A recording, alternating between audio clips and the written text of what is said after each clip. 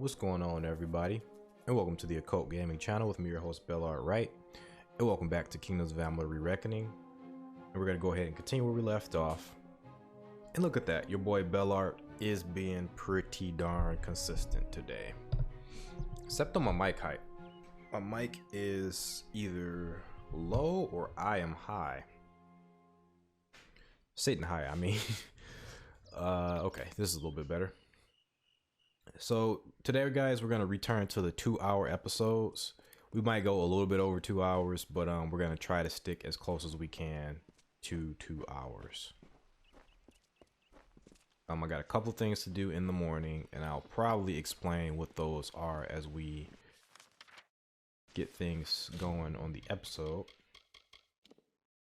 Even though right now is only a day and a half after the last episode, finally, instead of just 7 days later, I do need to see what the hell we were doing.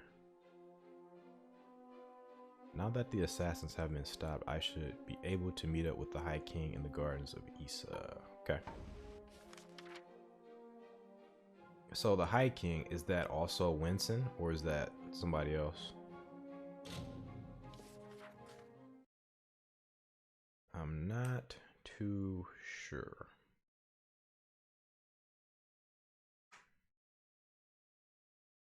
I haven't been paying attention to that particular area of Fey lore.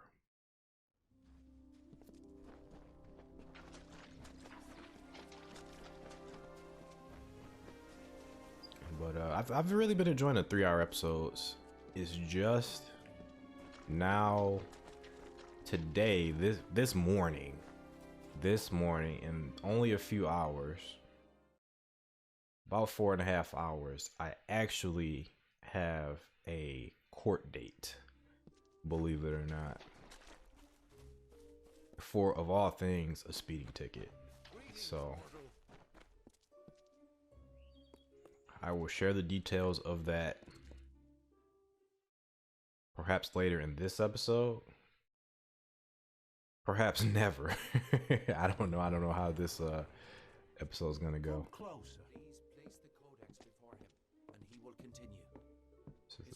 Majesty, you have nothing to fear in His Majesty's presence. He has entered a reverie. It will allow him to unravel the memories and visions contained within the Codex.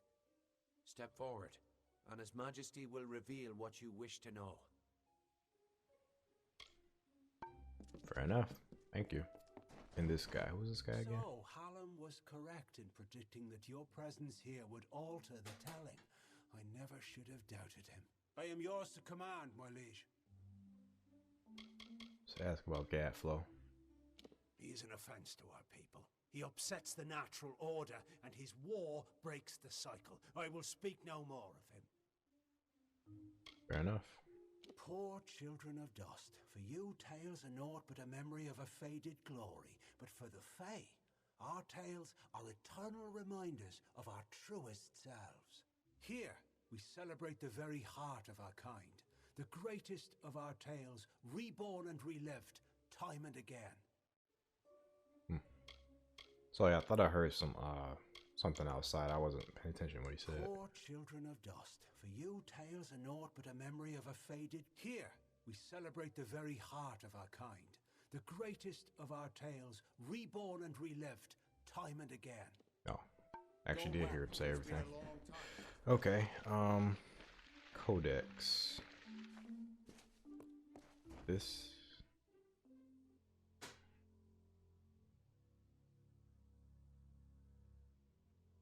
That's fancy.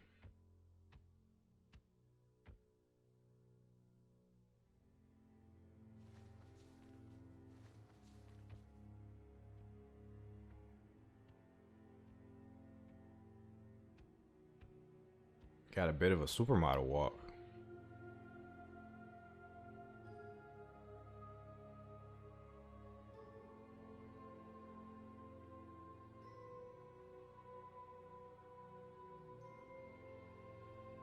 Conceived in chaos, birthed in stolen magic, torn from fate. Child of two fathers. Treacheries in treacheries. Winter is broken.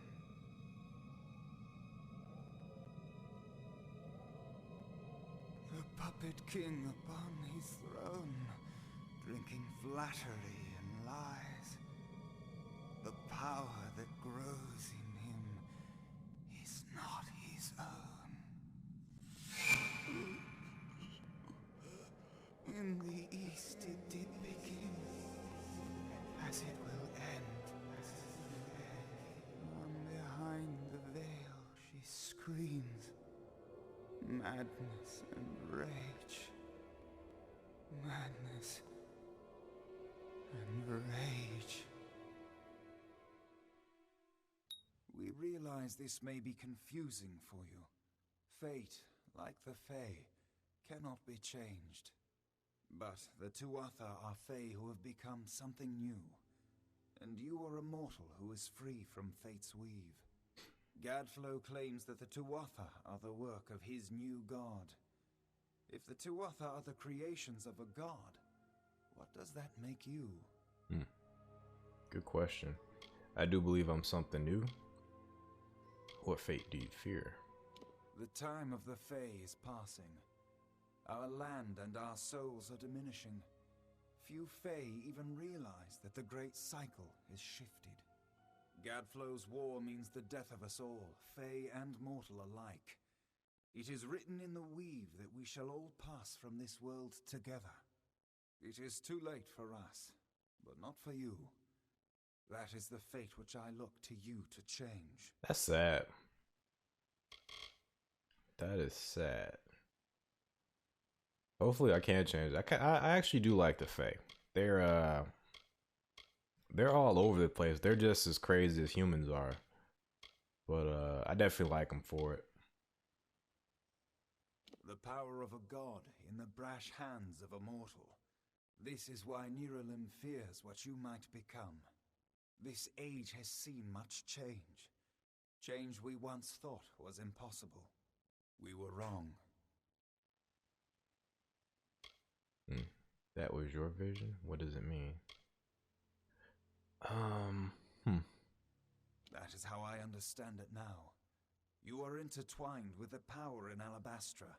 There can be no doubt of that. Alabastra. We do not know what will happen when you travel there, but we know that the power behind Gadflow is your ultimate goal. His god holds your answer, and the fate of this world. Yeah. Yeah, Gadflow, apparently is a puppet from King Titarion's telling of it. So he's being controlled by whatever is empowering him, his Tuatha. Let's do it. I thank you. And perhaps you can help change our world's fate as well. I have seen those who were destined to be heroes, for whom great deeds came naturally. They come, they act, and they pass on as written. You do great things not because you must, but because you choose to. That is by far a far truer greatness.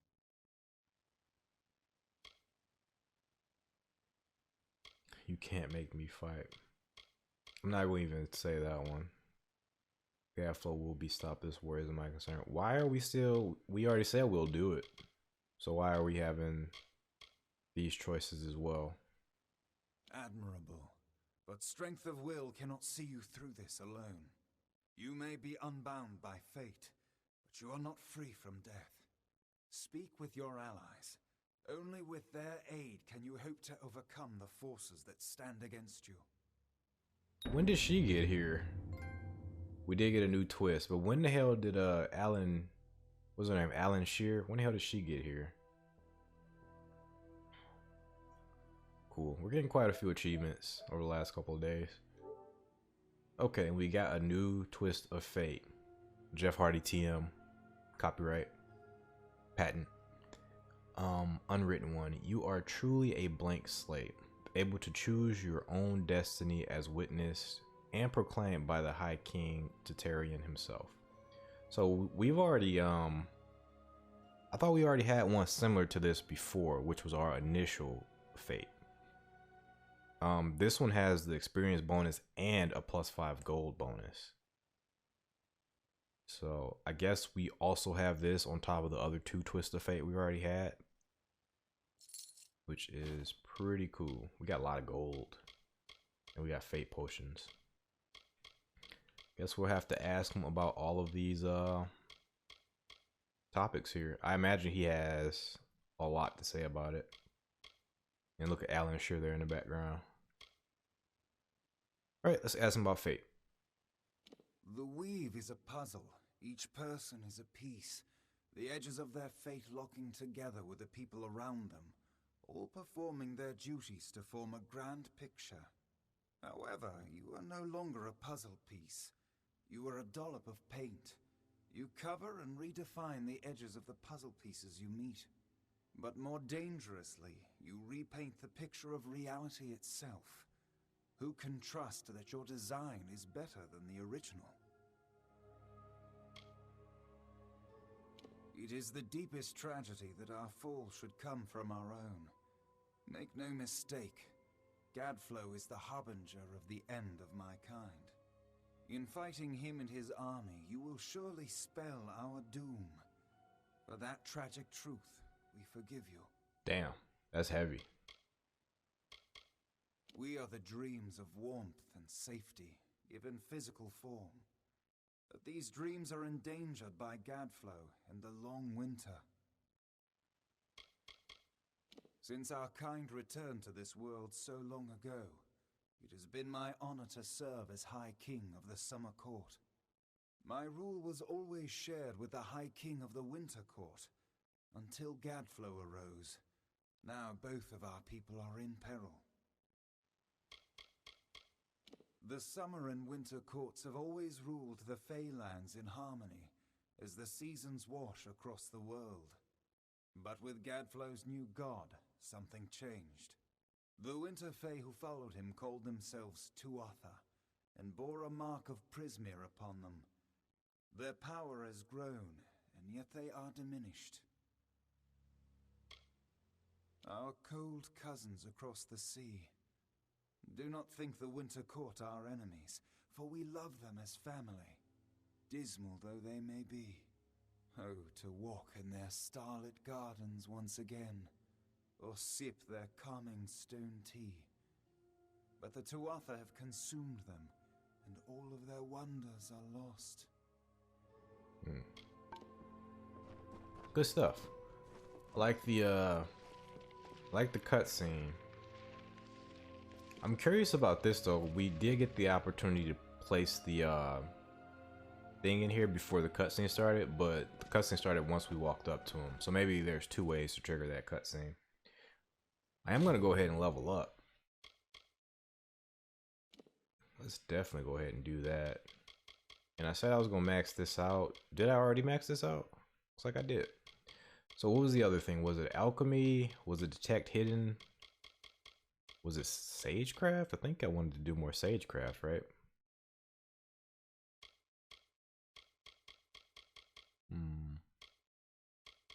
So I'm really interested in alchemy and sagecraft and detect hidden. Traps are displayed. Traps can be salvaged. Ore stones and treasures. I think detect hidden is going to be the final one, but along the way I think sagecraft is going to be important to crafting better gear. So I think I'm going to go from sagecraft to alchemy. Blacksmithing would be pretty cool too, but I'm going to hold off on that. Okay, sagecraft it is. Let's do it.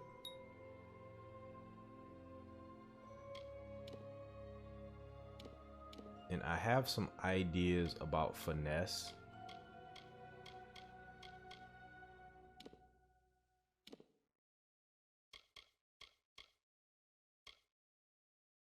Oh, never mind.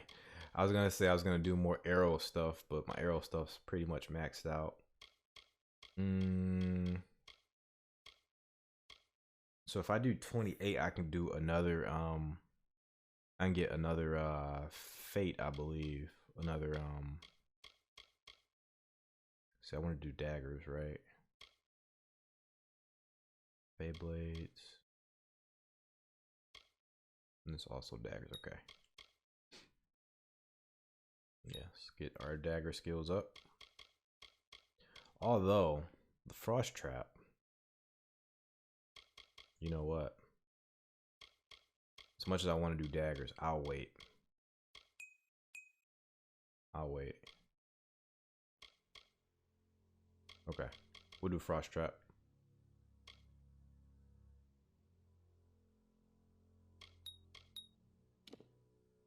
Okay, and I wanted to start doing this, but I'm gonna do one more here.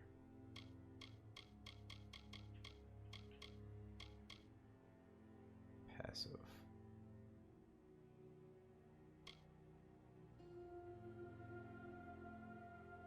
And arrowheads. I might start doing this. This seems like a pretty good skill.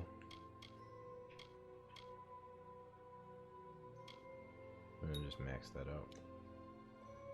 Okay, so now we should have a new skill. We got tier 3 hunter for for 28 finesse. It gives us 15% ranged, damage resistance while dodging, piercing, and critical hit. So I actually don't care about that. What's the next? 49. No. This. 38 for both. Okay. Getting the numbers mixed up. I do apologize for that. I already got like the best thing I could possibly get. Matter of fact. Okay. So instead of that point, I'm going to put one of those over here into this. That's going to be really powerful. Whoops. Yeah, I'm feeling pretty good about that. Pretty good about that.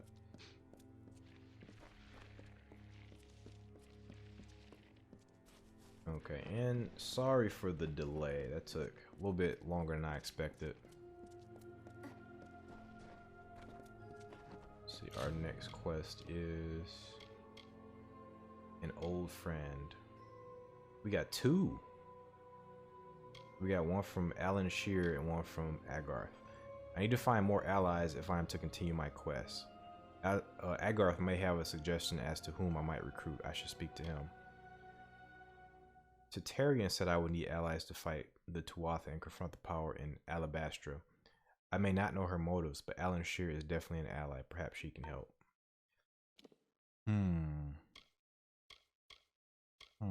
Is this our first quest? I mean, our first choice?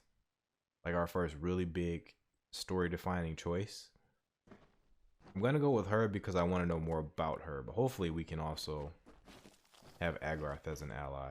He's really cool. I dig Agarth. Who would have thought you were so interesting?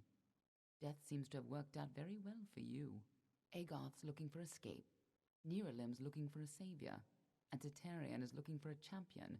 And somehow, you're giving everyone what they want. I'm impressed. Enough talk of the past. I want to know more about the past. Let's talk more about the past. You're right. This won't be easy. The Tuatha have our forces under siege at Mel Senshir, and their power has only grown over the years. You'll need more help than just me and that old Fate Weaver. You'll need an army. Alright. How do we get to Gafflo? A few years ago, one warrior could have slipped past unnoticed. But stealth is no longer an option. Not even for me. But there is hope. In the plains of Erethel, there waits a player who has been away from this game for far too long. It is time to contact General Talera. Meet me in the village of Emer, and I will tell you everything. I see what they did there. None of us could have foreseen the rise of Gadflo and his army, but we should have, and now we're all facing the price. General Talera was in charge of our forces to the east in Cluracan, but a decade ago, Witch Knight Malwyn and his Tuatha army drove her forces back. Since then, she's been looking for some way to take back the land she lost and regain her honor. You might be just the help she needs. Be on your way. Awesome. Thank you. Thank you. So we got two options of pushing this quest forward. And one thing I wanted to note for you guys is it looks like I did figure out how to negate the mic picking up just a little bitty sound so that you guys continuously hear like background noise or whatever. So all I did was like raise my mic a little bit higher and I moved it a little bit away from the sound. Mostly just the fact that I raised it higher helped with that. So I don't remember having my mic this high, but perhaps I did before and I don't remember. But just having my mic a little bit lower added so much more noise to like the last 2 or 3 episodes, maybe even 4 episodes. I couldn't make out half of what the king was saying, but it sounds like you've got your work cut out for you. Good thing you won't be facing it alone. In fact, I think I've got a lead on finding an old friend of ours. All right. What old friend? Old Felmerus Hughes, of course. What? If anybody can help, it's bound to be the gnome who brought you back to life. I've been asking around and I was able to make contact with his superior. He thinks he might be able to help find Hughes. Hughes was a badass. I cannot believe I forgot about him. He was so he didn't make it past the first episode of this playthrough, but he was super badass. Everybody thought he was dead, but of course we knew he wasn't dead. So I'm not gonna say this, even though this would probably produce the more interesting dialogue. I'm just gonna say this because I never thought he was dead. All gnome scholars have a Templar who sponsors their research, and apparently Hughes' sponsor, Templar Octien, is desperate to find him. Go southwest to the Hollowlands and Detir. Octien will be waiting there to discuss how you might reach Hughes. Alright, Hughes is like gnome Batman. Dude is a genius and a badass. Strange crystal, Prismia.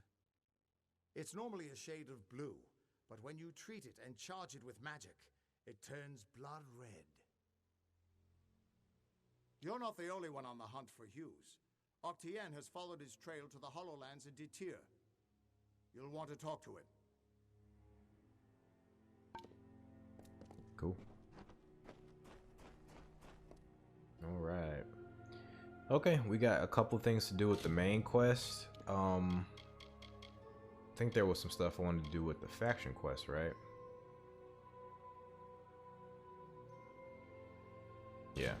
I do want to do this Grim. Yeah, I said I would focus on the faction quest. But this episode won't be that long, so I don't know if I should do that.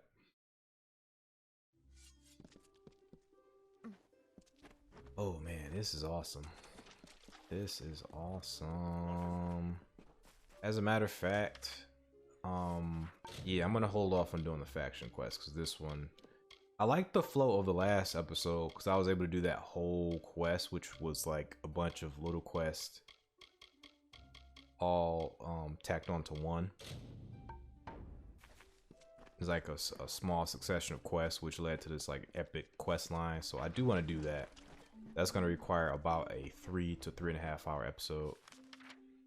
So instead, oh, Ymir is far as hell.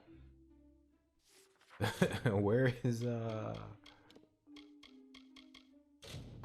this mission?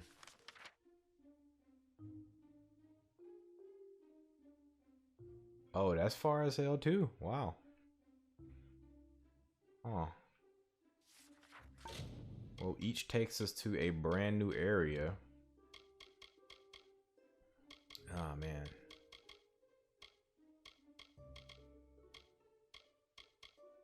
Okay, we're just gonna focus on Aline's. I'm gonna travel here.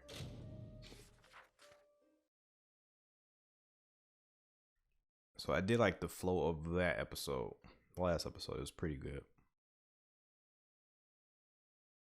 But all right.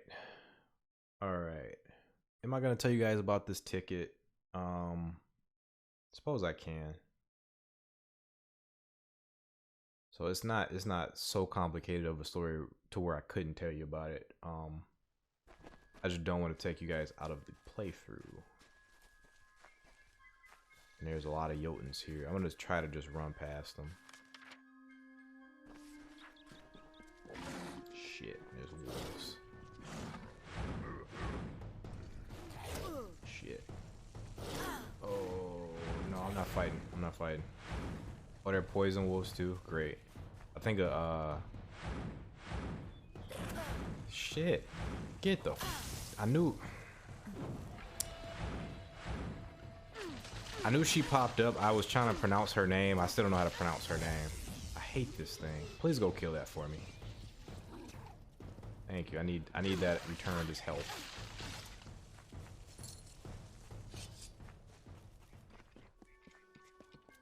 Jeez. Okay. Plains of Arethyl. This area looks like it's gonna be dope as hell. So, this ticket. I got a citation for speeding basically. And it's no big deal. It's not gonna go on my record. It's not gonna mess up my insurance, anything like that. This year was my first year getting a car. My first year ever having a car in my life. I got my license like maybe 3 years ago. So I've been like a pedestrian my whole life. I'm pretty good with the driving, but I'm not gonna lie to you guys. I do like my speeding to a degree. Like if it makes sense, I tend to, you know, go a little bit over the speed limit. Like if there's like no cars and there's like a big old wide open road, I will go a little bit above the speed limit because anything else just feels kind of slow. Oh, 187, daily number. Oh, this dodge is badass. This poison blink thing is absolutely badass. So I got clocked for speeding, and I have a hearing this morning at 9 o'clock. So I decided to stay up. I'm gonna have to actually go deposit some items here. I decided to stay up now to record some games instead of like getting some sleep, simply because the heat went out yesterday and it's really cold and I literally can't get to sleep. So that's another funny thing, is I was complaining about the heat constantly cutting on the last couple of streams or the last couple of videos, and now the heat's completely cut off anyway.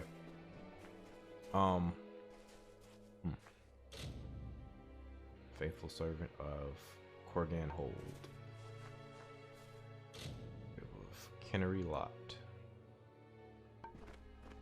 These are all named people.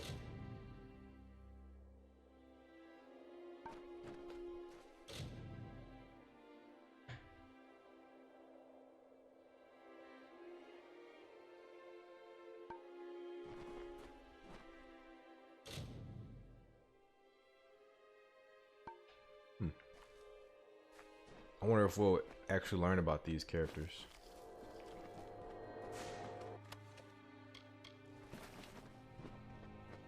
They were the harbingers of the fall, these children of dust. And they lit the forest with their fires, and then split it with their blades. We crept back, shapeless in the darkness, silent in the trees. The shadows are few in this age of mortals. The light beckons. It's your boy Kane, Simon Templeman. So yeah, sorry about that. What was I saying? So yeah, it's cold as hell here. I can't get to sleep because it's so cold.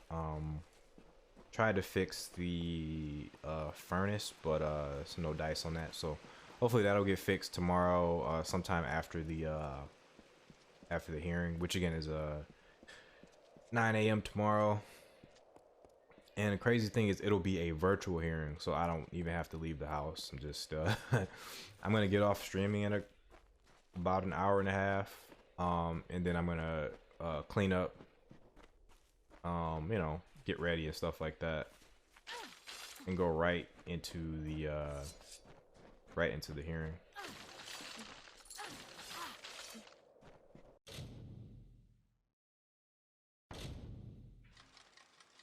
So my plan here is to I could have just paid it off, right? I could have just paid it off and been done with it. But my plan here, before I do that, let me swing by this little town here.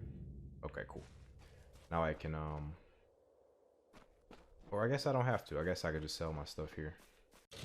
Do I have anything, any contraband? No. Okay, I literally just sell my stuff here, and that'll work.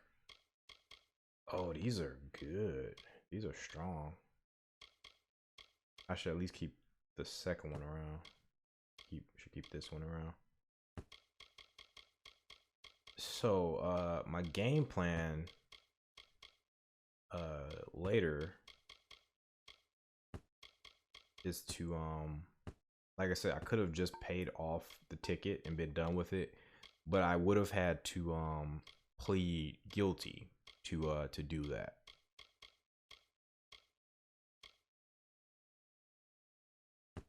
So I'm not going to enter a plea of guilty. Just due to the fact that I'm also not gonna plead not guilty. So the reason I'm going to do this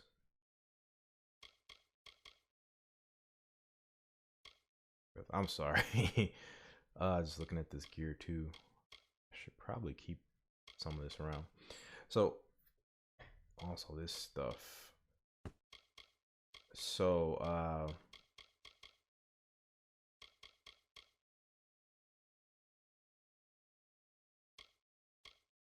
got some pretty good shite here.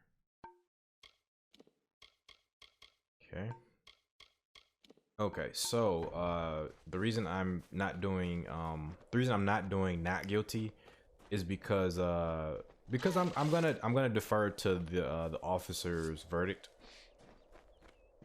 The officer, it was a nice officer, you know, doing his thing, doing, you know, pulling people over for quota reasons, you know, to get the money out of, you know, taxpayers to pay for, you know, stuff. That's mostly why we have tickets like that, because I see people speeding all the time that don't get tickets, and cops tend to, you know, cops tend to pull people over, you know, during specific times of the month, you know, in mass. So, and I looked it up, and this particular area that I got stopped at is a hotbed for, you know, these types of almost sneaky pullovers, but that's fine. That's fine. We all know what that's about. But it's fair enough. It's fair enough. He clocked me at the speed he clocked me at, which is fine. And I'm going to defer to him. I don't think he's lying about the fact that he clocked me at the speed he clocked me at. But for my part, I'm not going to plead guilty because I wasn't looking at the speedometer when he pulled me over. So I don't exactly know what speed I was going at when he clocked me. So I didn't look at the speedometer until I noticed him. And once I noticed him with his lights behind me, then I looked at the speedometer, and I wasn't going the speed that he clocked me at. I was going considerably slower, but that's because I was pulling over because the freaking cop. I saw the freaking cop lights. So logically, I can't plead guilty because at the time he stopped me, I don't actually know what speed I was going. So I'm going to put in a plea of no contest. So I'll end up paying the fine, the fee, but I don't want to declare myself as guilty, simply because like I say, I don't know exactly what speed I was going by the time he got to me. But I don't necessarily, I'm not gonna even say necessarily, I don't think he was wrong for pulling me over at the speed he pulled me over at. But you know, I'm not gonna just say, oh, I'm guilty. And that's for the simple fact that if you declare guilty, this stuff can be used against you later, even though, you know, I got the citation, which means no points are gonna go on my record. It's a slap on the wrist sort of thing. But you know, this sort of stuff can be used against you in law. That's the only thing I don't like about law is it's sort of got this like game aspect to it. It's kind of like a game. And so even though it was a slap on the wrist, which you can look at as like a kindness almost, the fact that if I plead guilty on this, that it could be used against me later is kind of BS in my opinion. But it could be insurance companies could make me pay more money for insurance just because of that. As a matter of fact, this will go on my record in some way, shape, or form. But I think especially if I plead guilty, it'll go on my record. And even later, if I get pulled over for like the same thing or whatever, if I get, you know, if I get into any more trouble with the law, they can look at that in my declaration of guilty and they could use that against me. So I'm just playing it safe, pretty much. And I do want to socket some gems. All right, so it's very difficult to tell a story like that and play this game, so I do apologize for the being distracted. I don't even know if I want to hang on to this. I should probably just take it back to my house. This thing is strong, but you know what? I probably don't want it. What's it look like? What's it look? It all comes down to fashion. And it does look freaking cool. I'm not gonna hold you up. It does look freaking cool. This one doesn't look cool, but it has armor sockets on it. I'm gonna junk that. Thing could potentially be cool. Okay, yeah, this stuff I just gotta put it back in my place.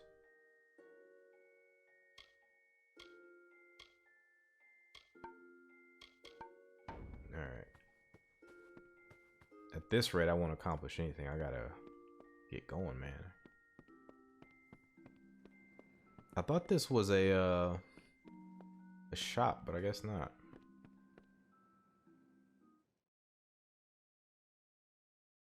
You know what? Screw this. I'm gonna go to the star camp. I'm gonna blaze through this town. We can navel gaze in these towns later. I just kind of want to do some mission based stuff. Like these towns are really cool, but I don't know. I just want more action for this particular episode.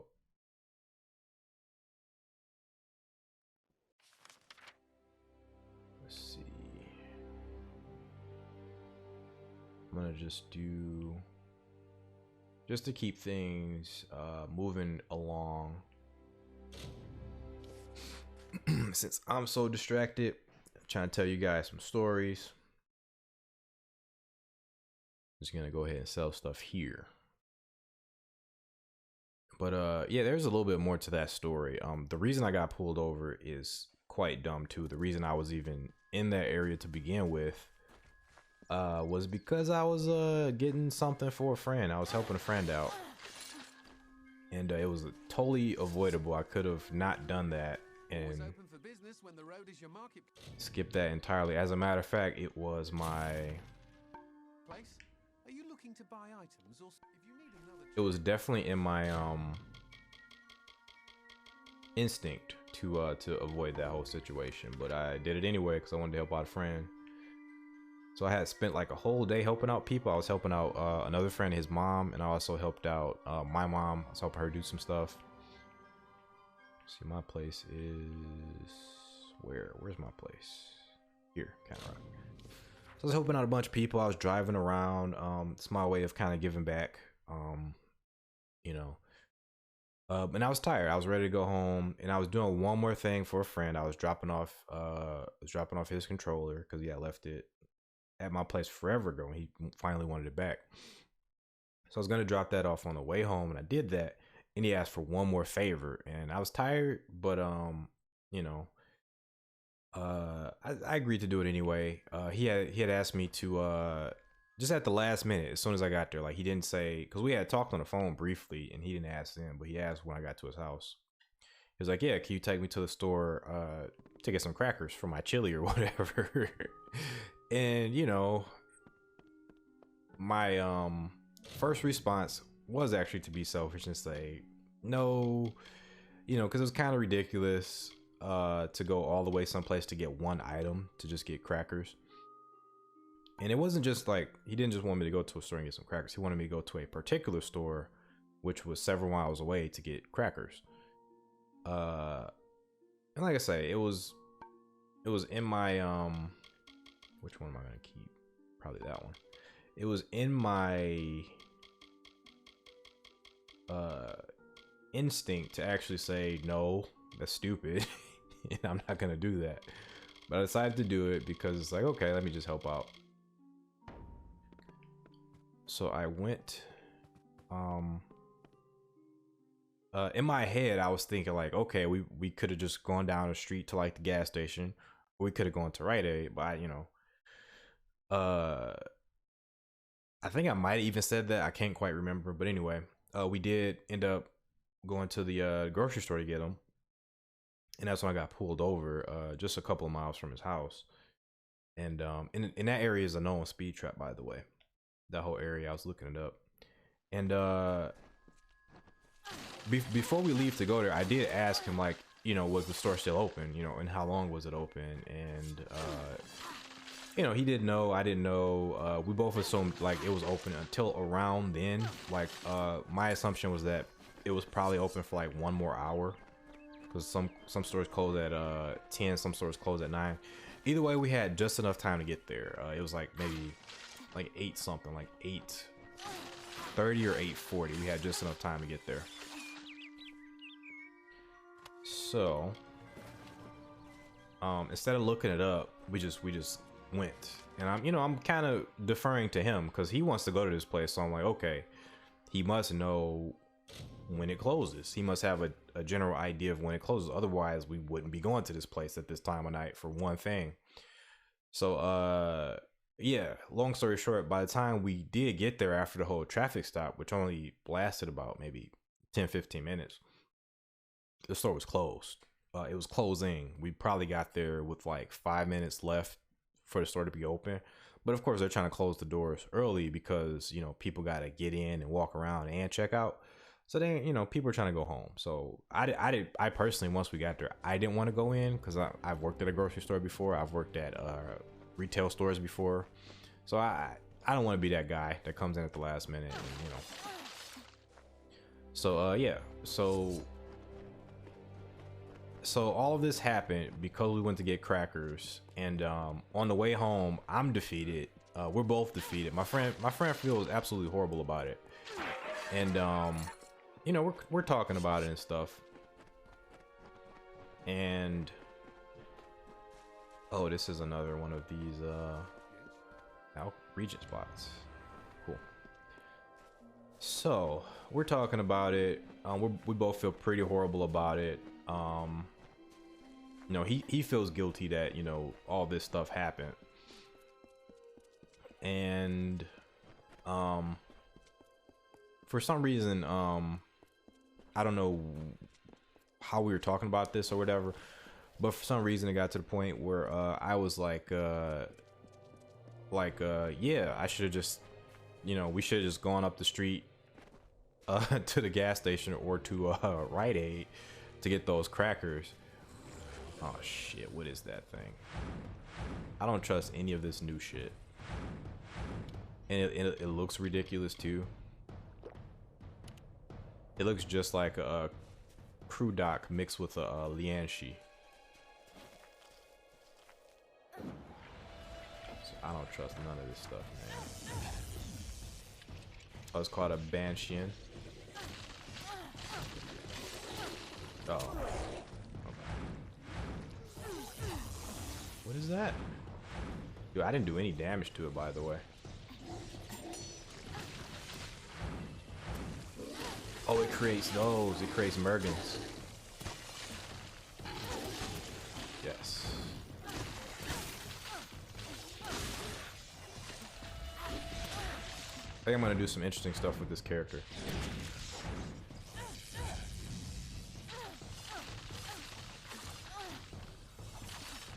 This is getting pretty interesting, this character. Really enjoying it. Okay, but anyway, yeah, as we're driving back, as I'm driving him back home, because, you know, I think he wanted me to still look for more crackers and shit, but I was like, in my head I was like, I'm dropping your ass home, dog. So yeah, as I'm dropping him off, you know, I say, yeah, we should have just went, you know, to the Rite Aid, which was like literally up the street, or to the gas station, which was also up the street. Yeah, several gas stations nearby, and several like little convenience stores or whatever. So as soon as I mentioned that, he was like, and this is what just killed it for me. This is what killed it for me. He was like, nah, I didn't want to pay for crackers that were that expensive or something like that. Something to that degree, like, you know, like he wanted to save money by going all the way to the gas station to buy crackers. And, you know, like, what do you guys think about that? Let me know. I'm gonna just let that pause for a minute before telling you exactly how I feel about that. So if you want, shit. If you want, go ahead and write in the comments like how you would react to that, or how you would feel about that after all that happened. Somebody telling you that they didn't feel like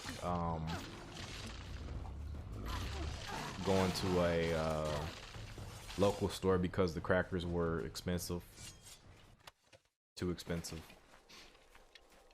Crackers that they specifically wanted for this particular thing, by the way. The crackers that any other normal person could have lived without, you know, but they just had to get these crackers. I will tell you how I felt when I heard that shit. I felt the first thing that probably came to my head was like, what the fuck?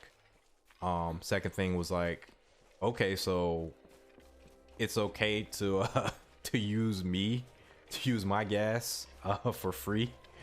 To save your own money for these crackers, because, you know, by going several extra miles, you know, that's gas money I gotta spend, which probably equates to the money he saved, which the trip ended up costing me like a couple $100.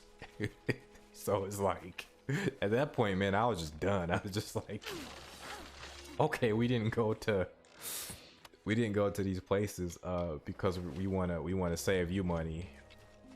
So what I do recognize that it would be unfair to blame him for the ticket, because he wasn't the one who, you know, even though the situation was set up in a way to where I was incentivized to go fast to get to this grocery store that we didn't know was open or closed, that I assumed was open, but we didn't know the exact time. And yeah, we'll visit all these guys later. I'm not sure. This looks like a some sort of camp for warriors or guards, maybe a shield ring camp. So we'll visit that later. We have arrived in Emir though. That's cool. Do I gotta get up there to do the? I think so. Gotta somehow get up there. It's probably a mission, as in like a holy mission. Up here to get this. Oh, there it is, right up here. And we got 3 more places. So yeah, at that point I was just done. I dropped him off. He felt bad about it. I was ready to get home, and now I got this whole ticket thing to worry about. All because I had to get my friend. Let me rephrase that. All because I wanted to help my friend get crackers. I didn't have to get those crackers, but I wanted to help him get his crackers, and you know, oh, let me, shit, I forgot the button. I saved your life. I saved your life by a second. So, you know, I have no ill will towards my buddy, and my buddy sometimes watches my shit too. You know, I haven't really talked to him about the situation after the fact, other than he told me he felt bad about it. You know, I told him it was okay, and I do feel like it's okay. I don't feel any real ill will towards him for the situation, but it's just like, it just taught me, like, realize your limitations. Don't do a bunch of stuff for people. Just, you know, because not everybody appreciates what you do. So it's okay to trust your gut instinct and to be selfish and to kind of protect your peace. And beyond that, because I'm still gonna help people out and stuff, but beyond that, it's okay to say no to stuff that's like ridiculous, like going to get crackers at like friggin' so late at night when grocery stores close pretty late due to the era we're in of the you know, stuff that's going on. So it's okay to say no to ridiculous stuff. So I'm gonna do more of that. You know, when it's something I don't want to do, which I didn't really want to do that, then you know, just say no to it. But yeah, no ill will towards anybody. It's just, it's a funny situation to me, and just the outcome of that is hilarious. Just it's like a punchline, right? Like him saying that shit's like a punchline. Like him saying, I didn't want to spend, I forgot, I wish I could remember exactly what he said, but it was to the degree of, I didn't want to spend extra money going to Rite Aid or corner store. And that just was like, whoa, like, dog. What is this? Oh, this is good. I was gonna junk that, but I just noticed that it's really good.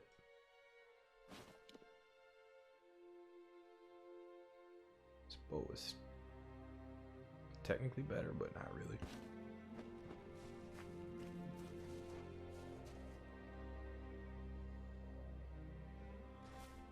Yeah, that whole situation was like just a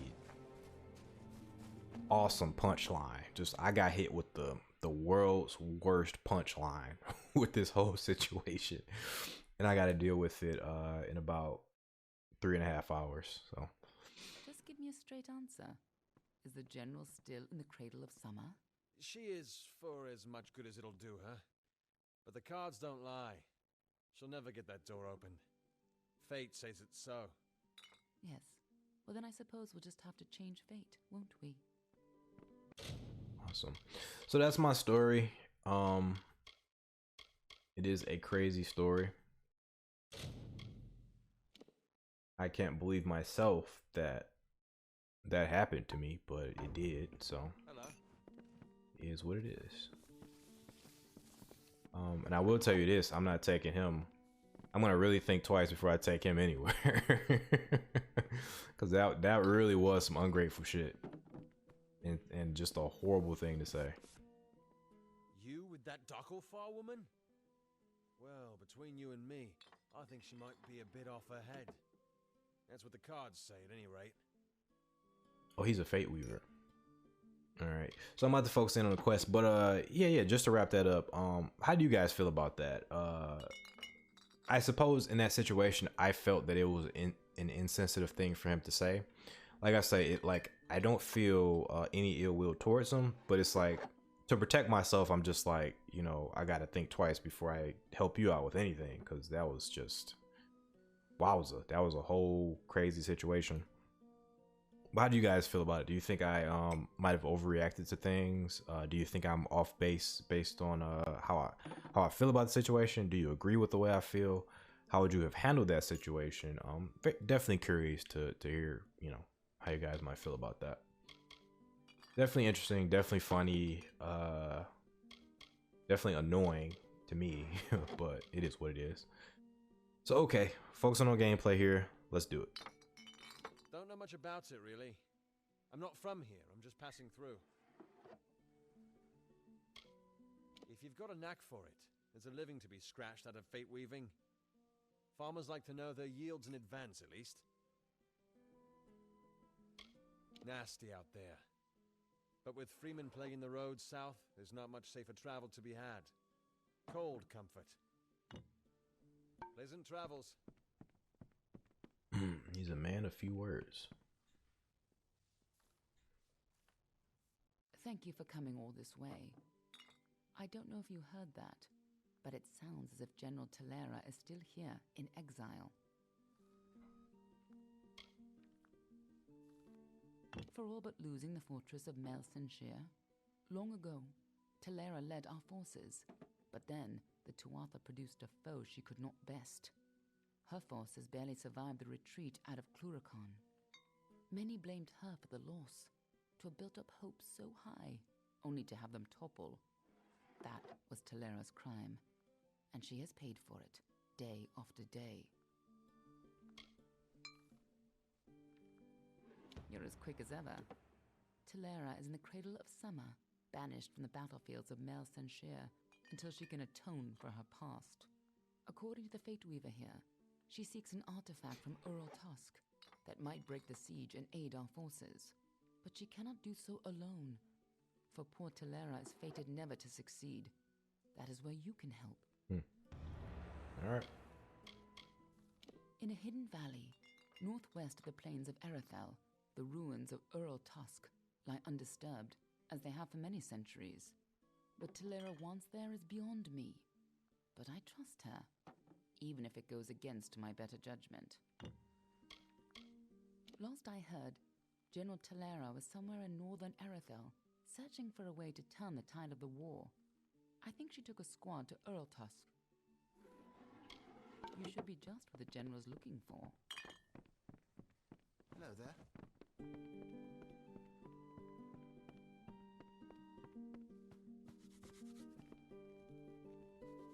Oswald. Yeah, we'll explore this town in full later. Because, man, town exploration ends up taking like an entire episode. Like an hour to like an hour and a half to talk to everybody. Then you pick up quests and stuff. I'm avoiding picking up extra quests anyway. But we'll do more of this once we're done with the main quest line and the faction quests. I think what I might do for this game, since I am planning on streaming more, I will do for like all the you know, the quote unquote slice of life stuff, for lack of a better thing to call it. I don't really know what else to call it. Oh, this is one of the prisons. For the slice of life stuff, I will. Sorry, I'm just taking everything in. For the slice of life stuff, I will probably do the streams for it. Like all the side quests where you shit. I think I want to just run through this stuff. For all the side quests where you just for all the side quests that aren't faction quests or anything related to the main quest, I'll be taking those. And also for just general world exploration. These are wolves I'm gonna have to fight, or these are rats. Fine, go with it.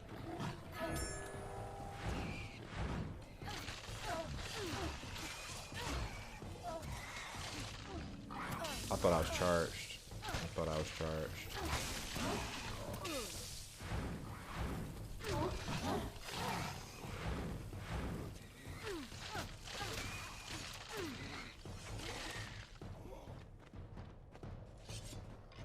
So I remember several episodes ago, I think he's still fighting. It's just the deer. Several episodes ago I came up with the strategy to do the thing and then to fully charge that. Didn't quite work out this time.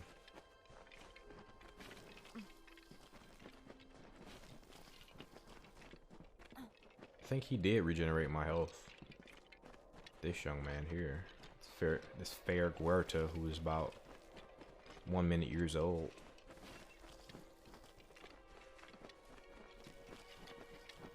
So what's this?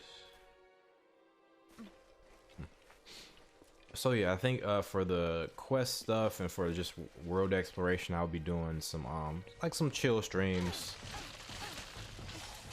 Like kind of like this one so far. 187 by the way. What do I get that on? Is that the comeback move? Yes, that still does 187. That's strange. Because again, I've been leveling up in strength and magic. Not only that, but I've been changing my weapons up too. And for a while, this actually wasn't doing 187. This comeback attack, that wasn't doing 187. Like one episode ago, as a matter of fact. Right? I'm not crazy, right?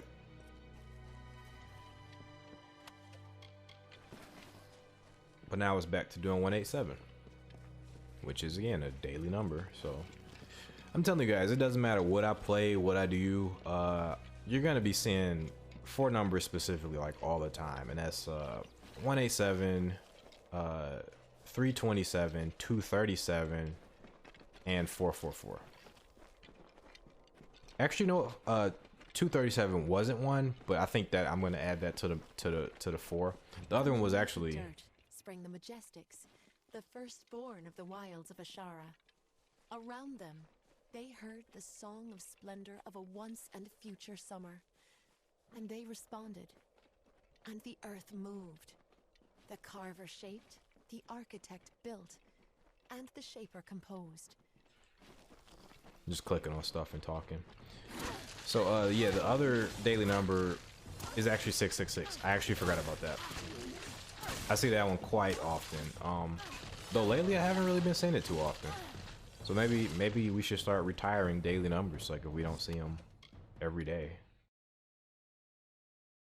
69. Nice. Yep, 666 was one I would see pretty frequently. I remember I used to get a grilled cheese lemonade combo. I think it was like grilled cheese, french fries, and lemonade. I think it was either grilled cheese, french fries, and lemonade, or just like grilled cheese and lemonade from one of the local Coney Islands, which is like a Detroit thing, I guess. And I would always get 666 as my like total for it. So it kind of started around then, and I would just get random other receipts with like the total 666, and then I would just see it everywhere else. I would see like in video games like all the time, and then on top of that I would see like 187. So I started like writing down like every time I saw them. It was like so frequent that I couldn't even write it down like all the time. And that was like in 2011, and I stopped after that because it was just happening so much. I was like, I can't write this stuff down every time I see it. And I would like write down like what I was doing when I saw it. And yeah, and for a while I stopped paying attention to it. Like for years I would just kind of casually notice it because I wasn't paying attention like that. But lately, for the last maybe what, 3 years, just about 3-4 years, I've been noticing it like more and more. So and I thought I would point it out as I play video games because it's just funny to me that I see these numbers like all the time.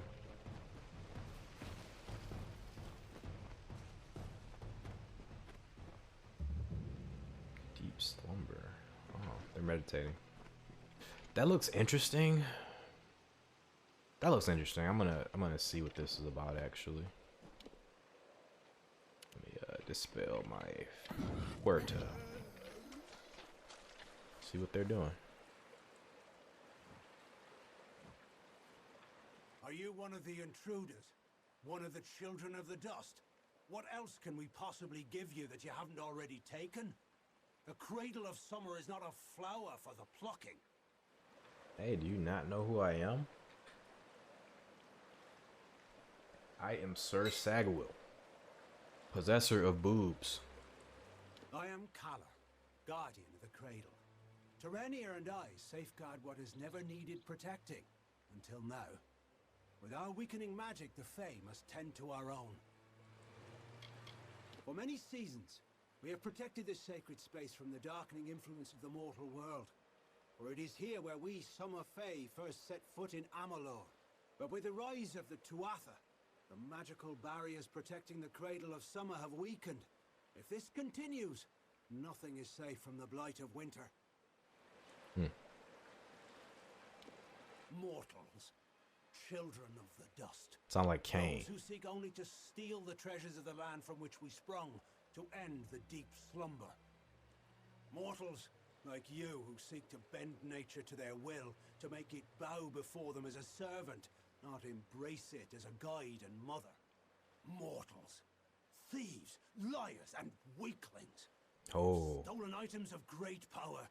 They have stolen the 3 staffs. Him saying mortals. Definitely big Cain vibes. Big Cain vibes. They are Rivener Tarsus, Gloamfrost, and Ender's Fire. 3 incredible weapons forged to end a war that was threatening to engulf your mortal world. Such prizes, such items of power and importance cannot be kept in the open, and so they were hidden here. That is, until the intruders took them. Okay, I was gonna turn this quest down, but I think we got enough info about it. I'm just gonna take it. A child of the dust wishes to help the cycle? Why, there is no precedent. If you truly wish to assist those of us in the deep slumber, you are welcome to. The 3 staffs were stolen from Sill Hollow and destroyed by the thieves who did not comprehend their power or their value. I heard their dying screams. The pieces must be recovered and the staffs must be reforged. If you can do this, you are more worthy of the cradle than I could imagine. But likely, you will not. Fair enough. They were wielded during the long twilight of the Withering War. Those 3 weapons uprooted mountains and left the lush plain forsaken. They are the lightning, the fire, and the ice. They are precious. And while their magic has weakened in these fell lands, they are still cherished and must be returned. It is the most powerful form of Fey reverie, a connection between our people and our birthplace of Ashara, the realm from which all magic is born. We in the Cradle of Summer slumber to protect this sacred place. We draw energy from our homeland and use it to maintain the barriers that keep out the beasts and men. It is for those answers that I seek the wisdom of the slumber. For it is in its reverie where I will learn the whereabouts of these thieves, Raff, Purta, and Hagney. Move swiftly. Cool. Make sure we're still doing our main quest. Okay. So, about the microphone. Now, I might have fixed it by just like raising its height. But I think also what might have done it is just me resetting my computer, just like turn it off, giving it a rest, stuff like that. So if it happens in the future, I'll do these 2 things to fix it with the audio. If I'll either raise it or I'll reset the computer, or do both. Be careful around the general. So this is the general. Her retainer looks pretty badass, actually. Careful around the general. Both retainers look pretty badass. I love the armor. Hail. I am General Talera ap Gwydion, former commander of the Eastern Alpha Forces. Surely you're not the aide Aelin Shear promised. She spoke as if she planned to send a whole squad of soldiers, not one faceless mercenary. I definitely am a mercenary. There's something about silver armor that's just so dope. Like, we've seen some pretty dope armor in this game, but I love her armor and I love her retainer's armors. Like, they look just kind of pristine and just cool. You have the bearing of one that's seen combat, but you never fought in the war, or you would know who I am. Once I was the commander of Mel Senshir, the Alpha fortress to the east. I held back the Tuatha at every push before the Baelor came. Then everything fell to pieces. I love the this is all British lore from a ton of Scottish, I mean, I guess just Gaelic lore in general. Lots of Gaelic lore and Gaelic mythology in here. It's really cool. So, she is behind this. That woman. One too many times she's meddled in my affairs, making promises she never intends to keep. Well, perhaps it is for the best. The fewer people involved in my affairs, the better. You see, misfortune follows closely at my heels. It is the lot fate has cast for me. We got the Balor. Ural Tusk, the tomb of the divine fang, the piercing light. With a weapon like that, I could rally the troops at Mel Senshir and perhaps redeem myself. They say the ruin is guarded by legions of Niskaru, led by a beast known as Azaghaal.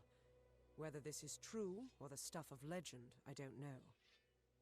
Guess we're getting this sword. 10 years ago, I served the Alpha armies, defending Cluricon and Mel Senshir from the Tuatha armies. Then, Witch Knight Malwyn led his Tuatha summoners against us. The fiends routed my soldiers at every turn. Now they've had Mel Senshir under siege for years, while I've been searching for a weapon to turn the tide. With Tuatha raiding parties along the shores, Rathia has the only port for safe passage across the strait. But after assisting Mel Senshir for so many years, the ruling council of Rathia is loath to offer more aid for what they see as a lost cause. Mel Senshir is the gateway into Cluricon, but it's been under siege ever since my defeat. I failed the city once. I can't fail them again. We may be lofty, but we are not weak. Our land is cold and harsh, and we have long studied the noble arts of bow and blade. Across 1,000 battlefields, my spear paints a red masterpiece. Alright, somebody's feeling really good about themselves. My goodness. The Baelor is a thing of dread, a Niskaru lord that the Tuatha managed to coerce into fighting on their behalf. Against the Tuatha, I had some success. But no ordinary weapon can best the Baelor. One must fight darkness with light. So we're definitely gonna have to fight that. The years have been long since I first learned of the means that might deliver Mel Senshir from the Tuatha. It lies in Ural Tusk, beyond a gate fated never to be opened, in a hall awash with Niskaru. Any who seek access to the ruin must face them. These ruins are said to be the resting place of the Piercing Light, a spear carved from the tusk of the Niskaru Duke, Gajor. The legends say it destroys any horror, in the mind or on the battlefield. No place is more deserving of such a power as Mel Senshir. Piercing light. Whenever I think of Gaelic and spear, the one that comes to mind is I think it's called Guy Block or Guy Block. Either Gay Bulk or Guy Bulk. Not quite sure how you pronounce it. For all my years of research, I've only ever found one clue to this puzzle: when the great voices rise in song.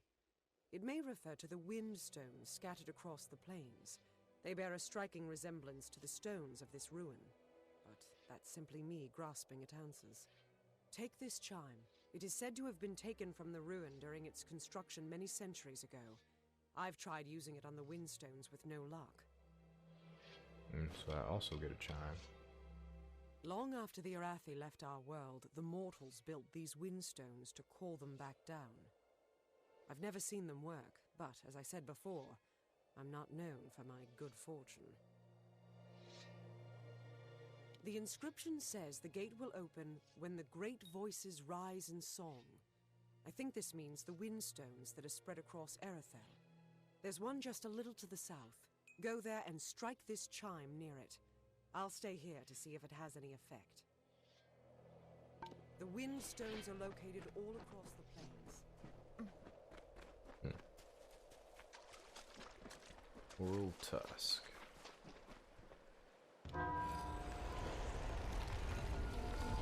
Shit. That's the Niskaru, isn't it?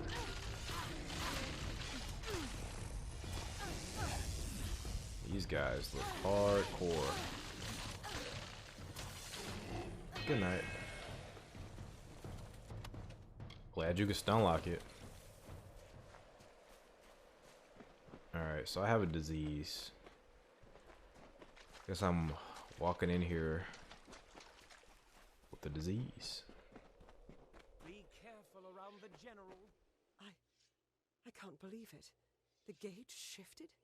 For all my efforts, you simply appear and make it respond. You couldn't do that yourself. No.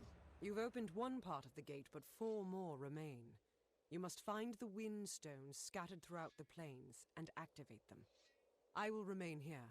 The Niskaru will sense that the seal is weakened. Someone must try to hold them back. Okay, hopefully she doesn't just get murdered. I'll stay here and fight any Niskaru looking to sneak past us. Okay. Oh man, they're like all the way over there. This shit's gonna take the whole episode. I wish this was a 3-hour episode.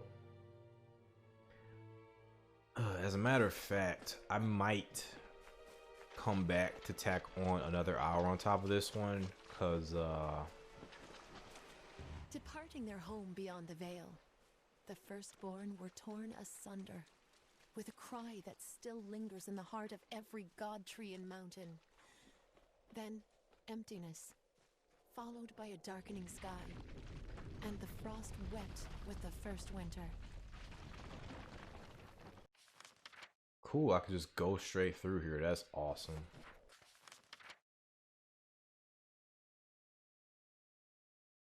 Okay. Okay, these actually aren't too bad. This one's like near, where's this area? Getting into the tire over there.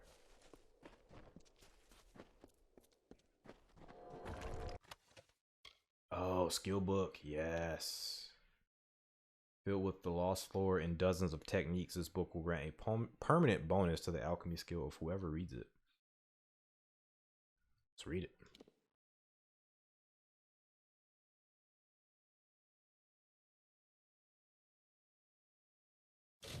Oh yeah, alchemy skill has been permanently increased. And this is the Spagyric Museum.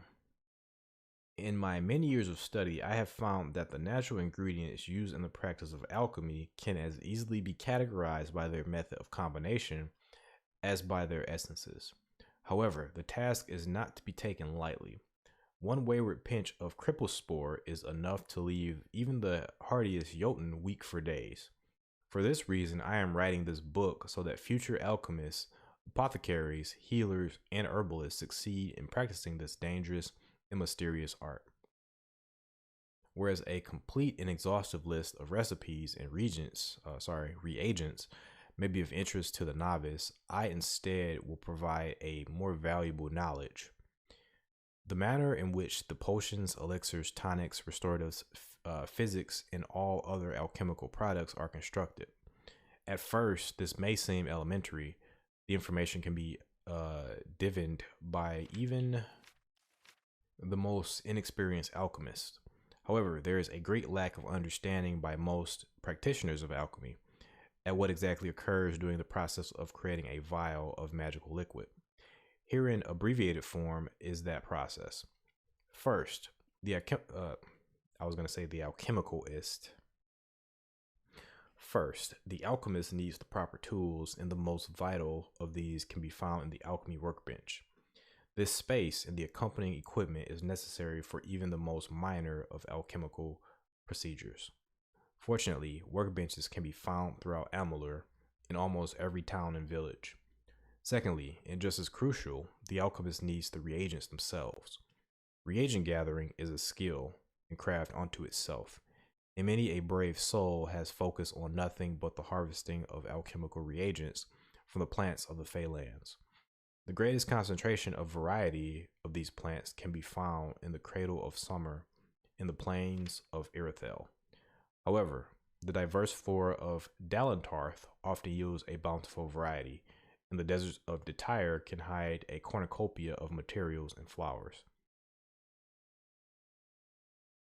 There are a great number of reagents. Indeed, too many to list here. However, one commonly accepted principle is that every reagent worth harvesting carries within itself a prime essence. Take, for example, the sativa stalk.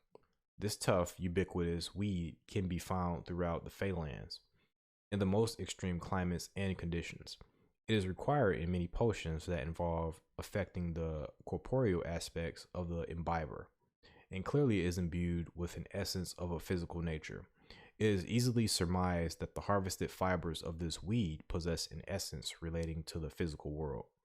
Finally, the alchemist must possess the unique recipe and appropriate experience required to handle the delicate and intricate nature of combining reagents.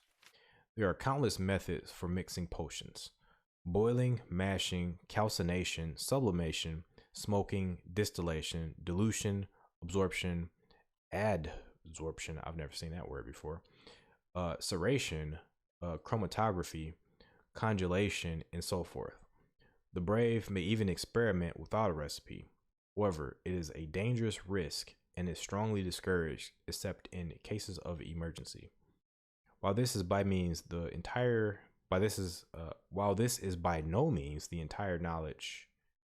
body of knowledge of alchemical method, it is a solid foundation.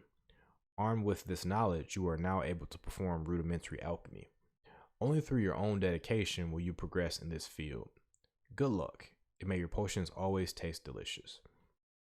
I feel like that last part is tongue-in-cheek, because I bet a lot of this stuff doesn't taste too good.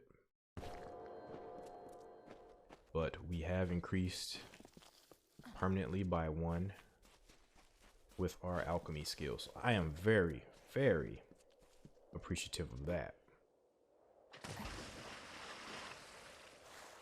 Extremely.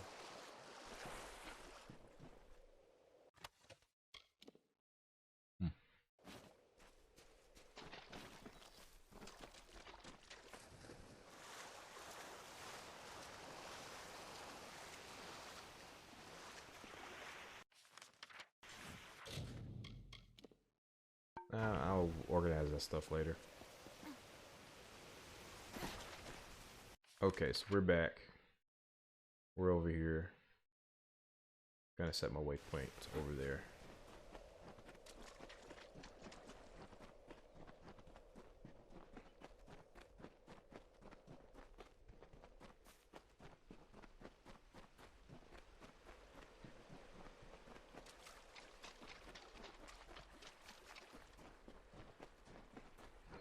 Where we at on time? This episode is just flying by, man. It's absolutely flying by. So I'm gonna have to make this a 3-hour episode. I have no choice.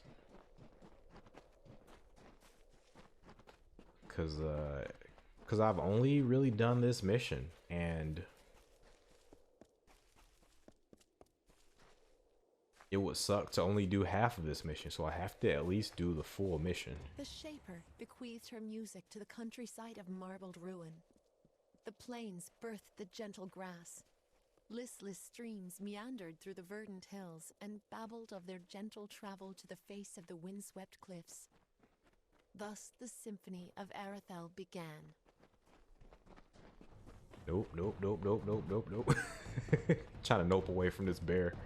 Oh, I can't even activate that. Alright, okay. If you want this. This is how you want it.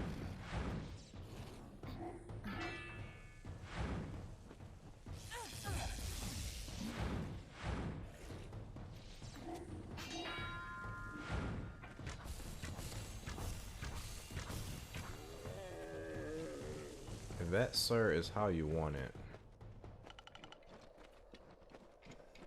I'm glad to oblige.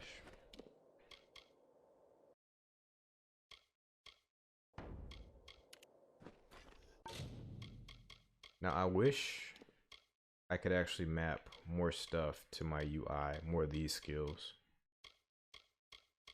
But I have a limit.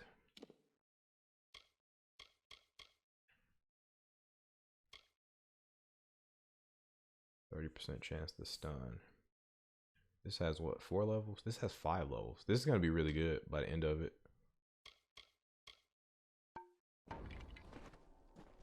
Look to these open plains, nestled where mire and rocky deserts cease, where the hungry forests end. In the bosom of the Feylands, these fields are home to the languid sky. This work, shaped by the delicate artistry of an inspired painter, is for all the peoples of all lands. Man, that Fair Gorta is a predator, man. I didn't even see what I picked up there. Okay, where should we go? Right here. This is closest.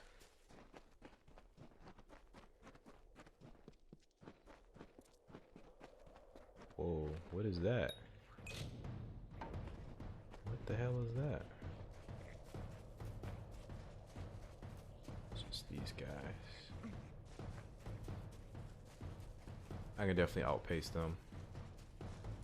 And we got bandits. We got a lot of shit going on. Man.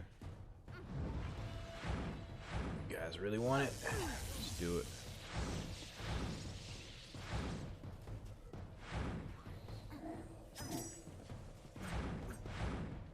Oh, they came too. I thought you guys were leash. Shit, move.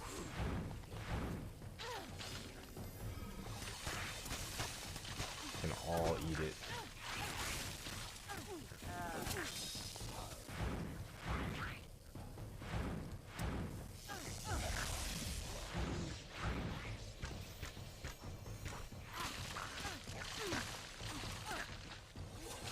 Awesome.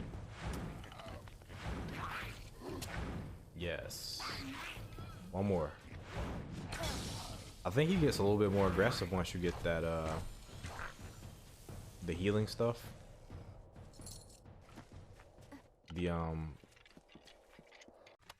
drain skill form. I think he gets just a tad bit more aggressive.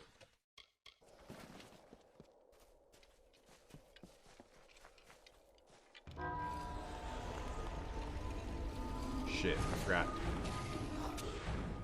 Forgot about the Niskaru.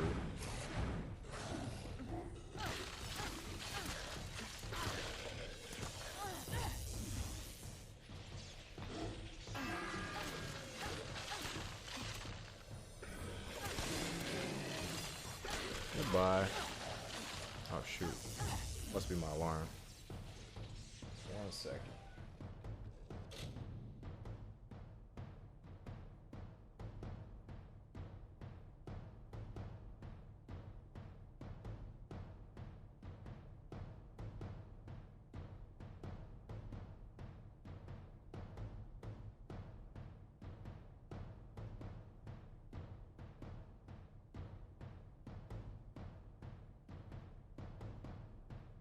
Sorry about that. I have 2 alarms. I had to disable both of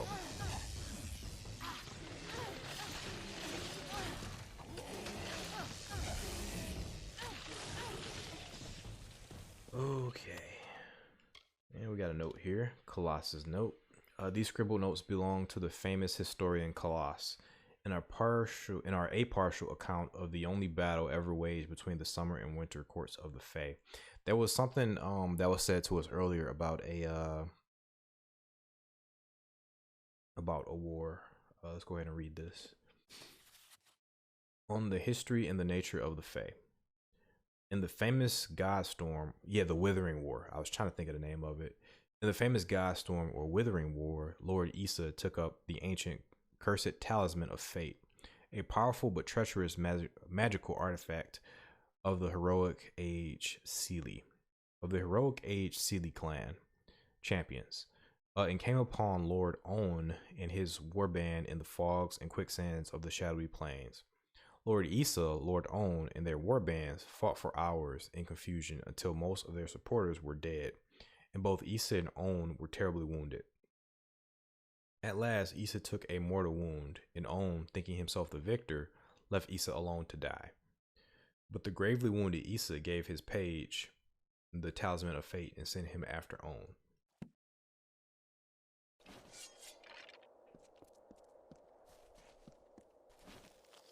So that's going to be the first part of that. Here's another mysterious note. To anyone, my Iwa is gone, like a wave that breaks against the sea stones. There one instant and gone the next. She was a soldier, a brave soul. Now her bones rest where she fell in battle, but her spirit rests with me. I go now to join her, our souls ascending into the blue. Farewell. May the waves take me with them. Eolfrid or Olfrid, I forget how to pronounce that. Probably Eolfrid, I'm thinking. Like, kind of like Aeolus. Eolfrid.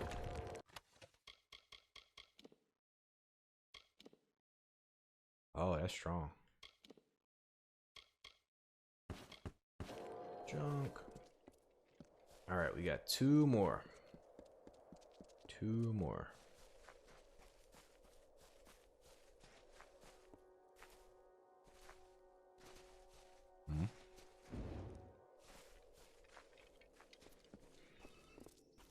So there's can't do anything about that. It's probably for a mission.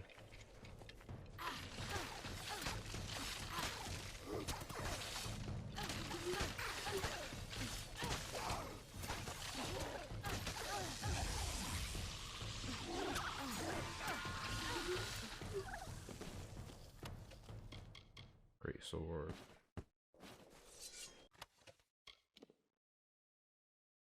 That's not bad.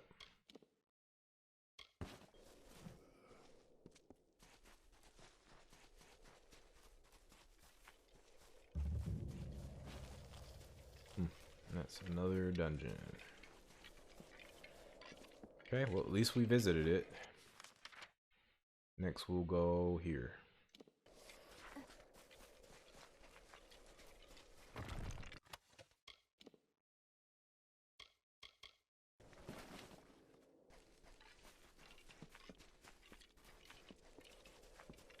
Oh, what the hell are those? What the hell are those? So you guys are distracting me from more pressing matters, which includes those giant, what are those, like Ettins? Like a new variety of Ettin? Hold on, was that a 237 when I did the... Let's see. Man, you died before I could even see the numbers. I think I just hit a 237 on the... on that move right there. Okay. These kind of look like Ettins. I'm kind of scared. There's 3 of them. There's a chief. No, I don't think they're Ettins. They just look like Cyclopses or something. He coming. Okay. Not all of you, just one. Just aggro one. These are Bolgans. It's the chieftain. Oh no, he's a thug. You know what? I don't even want to see how hard you hit. I just want you guys out of here.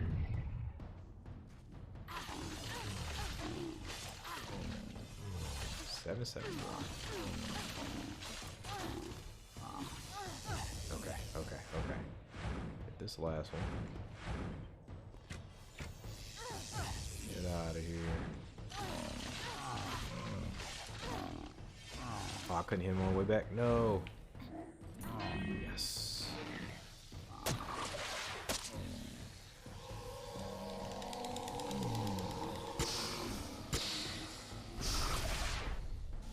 Alright. Not bad. 2871. Just in case you guys couldn't see that. Not bad.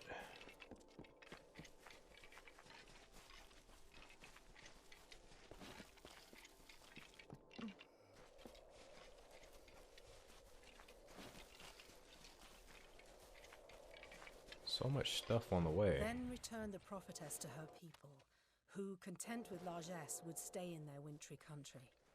Tyrion spoke, as I know, her silken robes the fabric of Lyria's hand. Hail!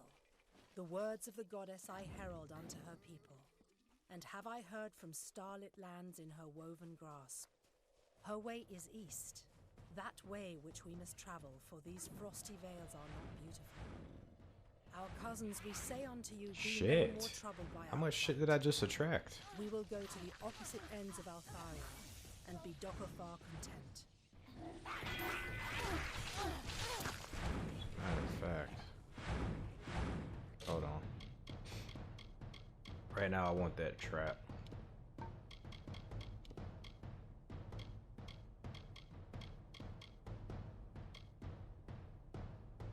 Oh, can I do... Set L1. Oh, I can do more. How do I get these though? So L1 for these, okay.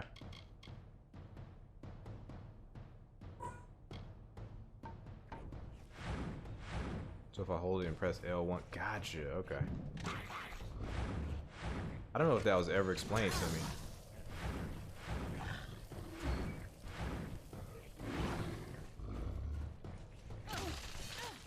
Thank you.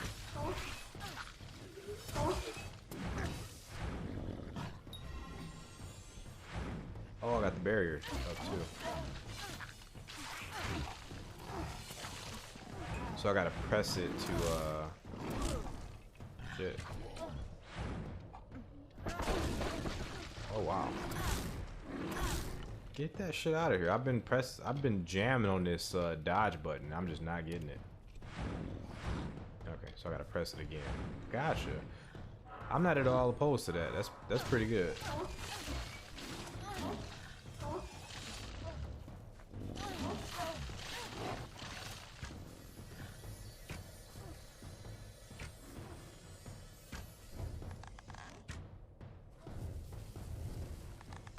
See ya.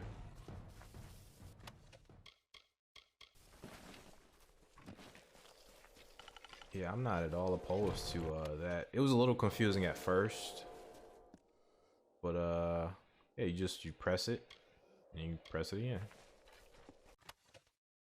So who the hell is this, by the way?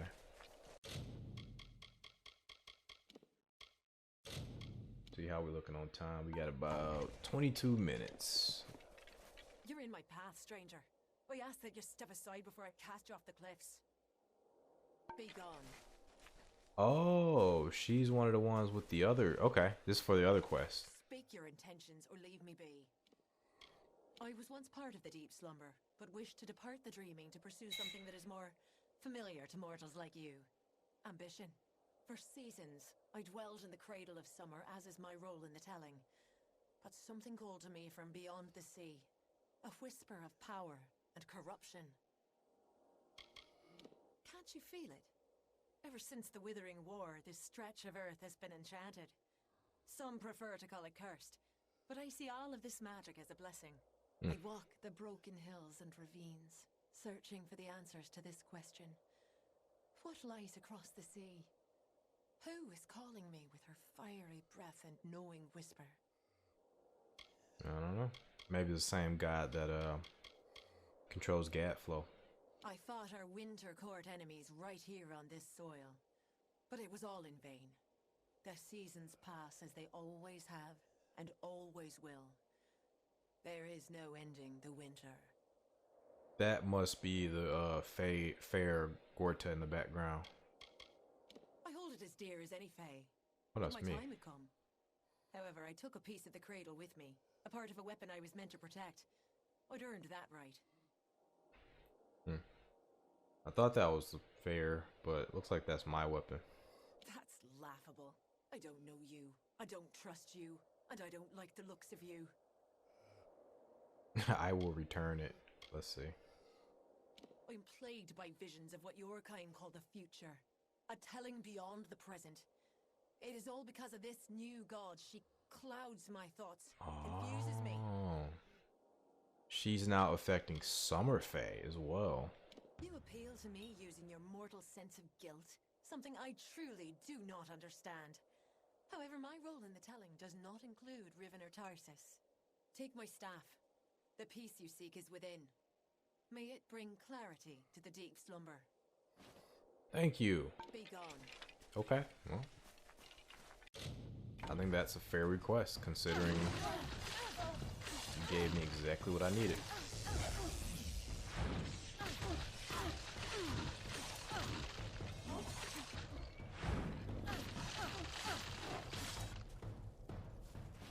So I can essentially have two magic builds going at one time.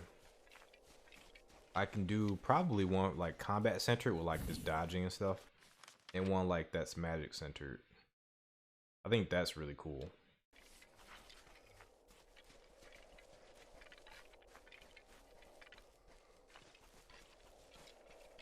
I've been limiting myself this whole time without realizing it.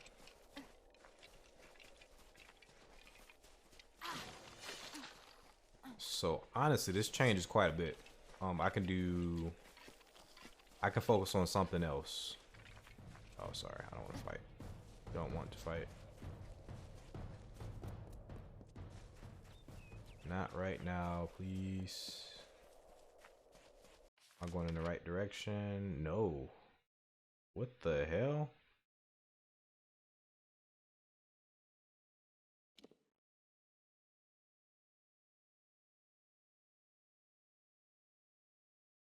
Where the hell am I going? Where am I going?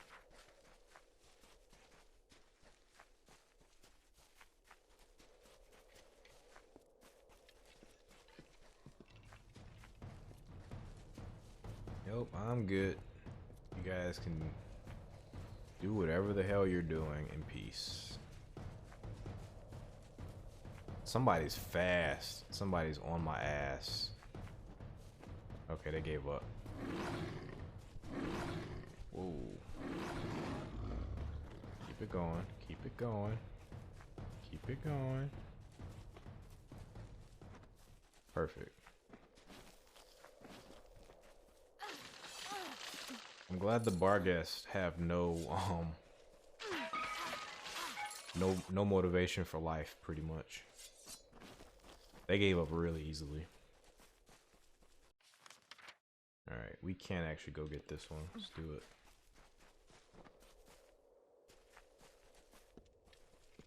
What is that? I'm good. Though I should probably start building up this reckoning gauge, so just in case I run into where they call it Borgus. In case I run into Borgus.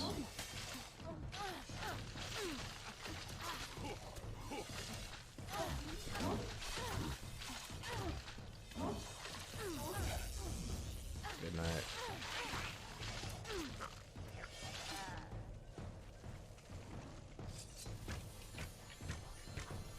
Somebody's behind us too. Behind us.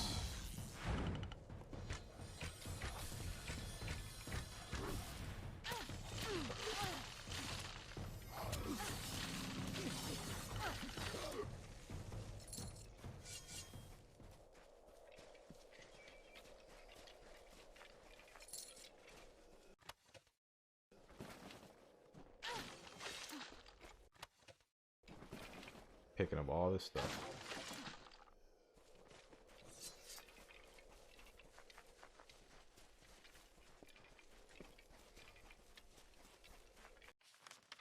Oh shit, it's like right over here. This place is ridiculously big. I can't believe they sent me across this whole plane. Oh, and these guys are back.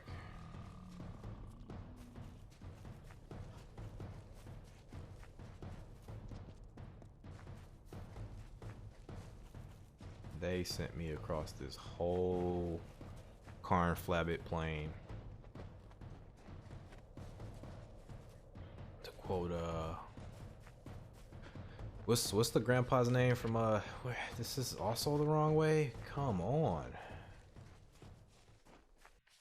This place like makes no sense. Hold on, local.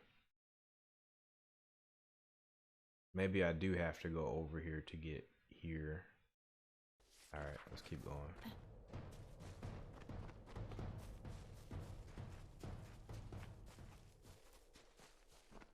Oh, this place. I don't even want that.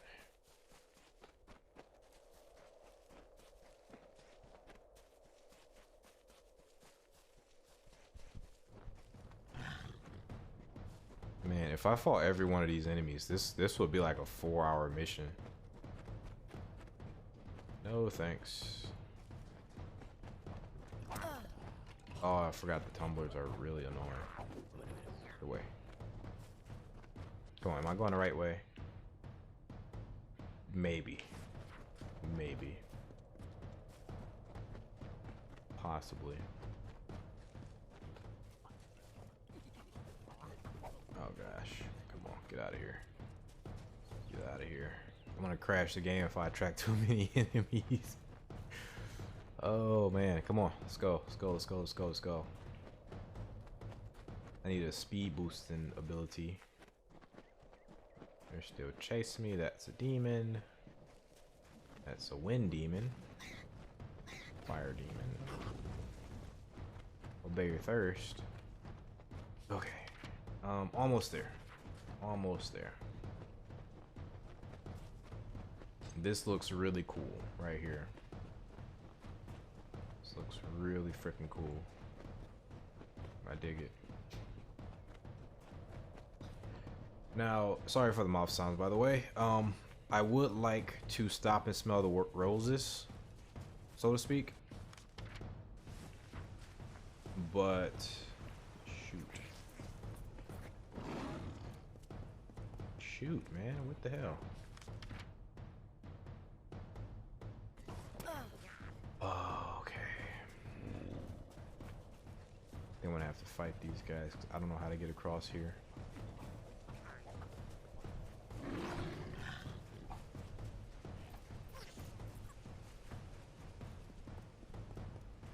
Can I even? I don't know. Guess not. Yes, perfect. Perfect. Oh, we got these guys too. Right, alright, alright, alright. Awesome.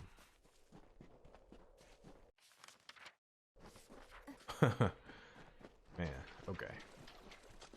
Oh, somebody's chasing me again. And if he's chasing me, all his other friends are gonna start chasing me. Okay, are we... It's over here somewhere.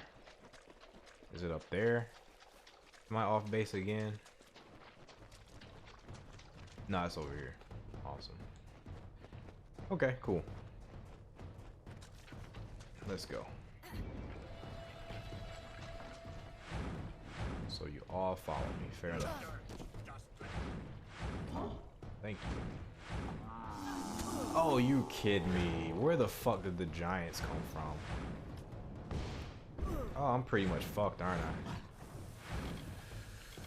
I? Okay. I mean, that really is my fault, but I believe I ran past everything but giants. So the giants are a fun little addition.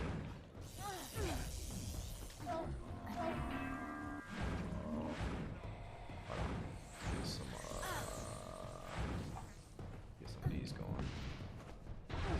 Fuck you. Come on. Fuck all of you.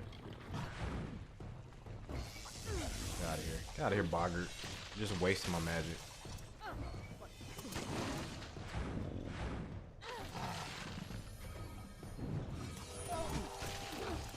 All of you.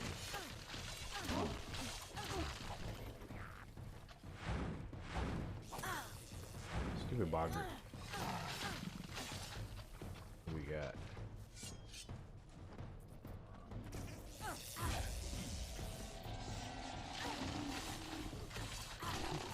Good night.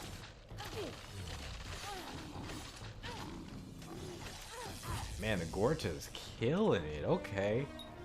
Or Tuatha, come on. I just like wiped off. I think this is where the rest of them went. They just kind of like waited for me to be done with that other wave.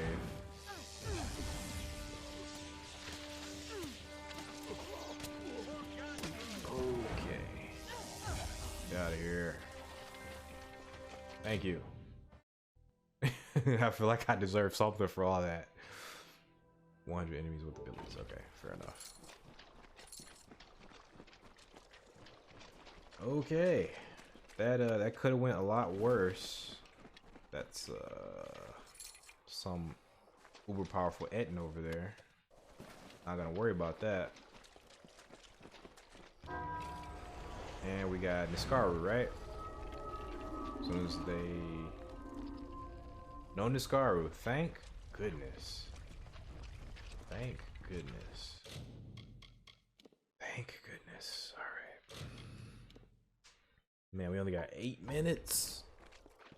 8 minutes. I should probably just wrap up now, because look at that. Look at that. That's like pretty far away. See if we can do it. And yeah, it won't be the end of the episode. Oh, not a Crow Duke. Not a Crow Duke. Hell no. Oh, I'm confused. I don't know where to go. Oh no. How do I get there from? Maybe from over here. What's this? Sky Crown. Shaman. I'm gonna try to go over here.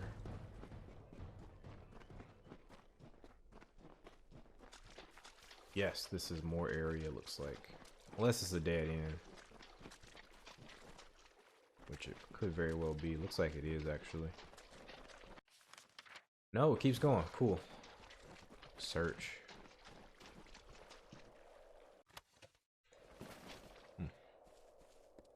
I guess because it's a marsh.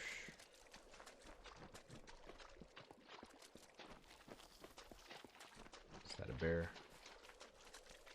Bears I'm okay with. Can outrun a bear. Okay. Yeah, I would stop and enjoy the scenery, enjoy the flowers and stuff, and just take my time, but it's stuff we want to do, man. It's stuff we want to do, and like I said, I want to keep this under a certain amount of time. And I couldn't even keep this under 2 hours. Like I couldn't even keep this at 2 hours. These wolves are gonna be annoying. Might want to actually kill them. Get the fuck out of here! I hate you.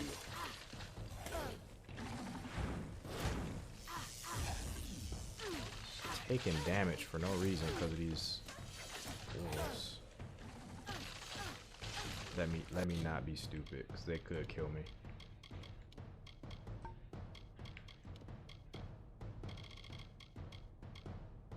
Just use one of these. Get out of here. See, these wolves are actually more tanky than the damn Tuatha, and I don't like it. Alright. Listen, wolves, we only got a few minutes here. I can't just keep stopping to fight you. So I'm getting the hell out of here. Come on, come on, come on. No, no, no, no. No, no, no, no. No, no, no. Make him miss. Yes. Yes, break his ankles. Alright.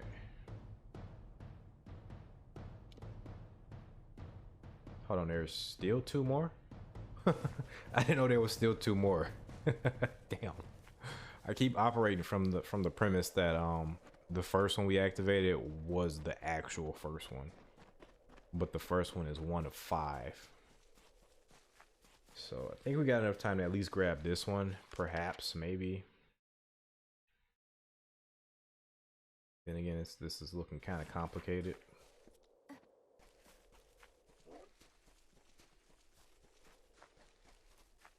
This whole area is extremely complicated.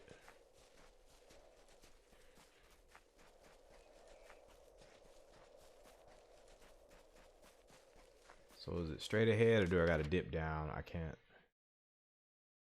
Probably gotta dip down, to be honest.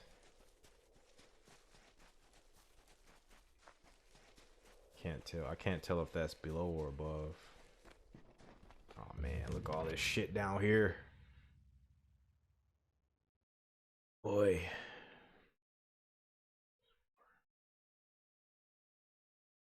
Nah, I think this was the wrong call. And there's more over there. Dang it. There's so many threats around us. Hold on, let me just save it. In case I end up in some bullshit I don't want to be a part of. Okay, thank goodness the bears aren't as crazy as the wolves. Okay, we're here. This time I think a Niskaru will pop up once we do it. Cool. I'm gonna need your help, buddy.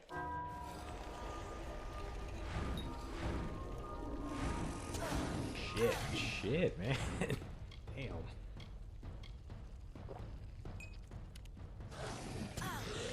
Jeez. Ugh.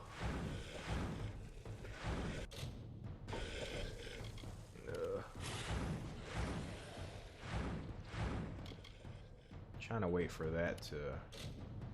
Yeah, I'm gonna need to put these on the radial. Please and thank you.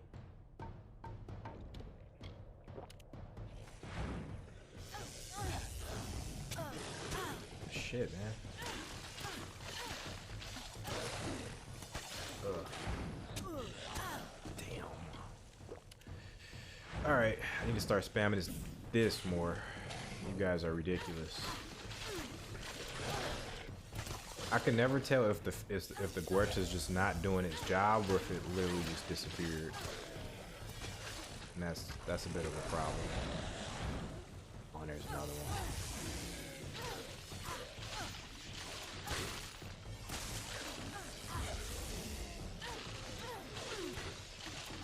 Oh shoot, there's another one too.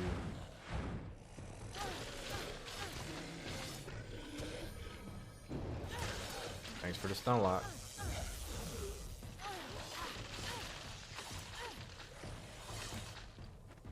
Jeez, alright. That was rough. That was rough.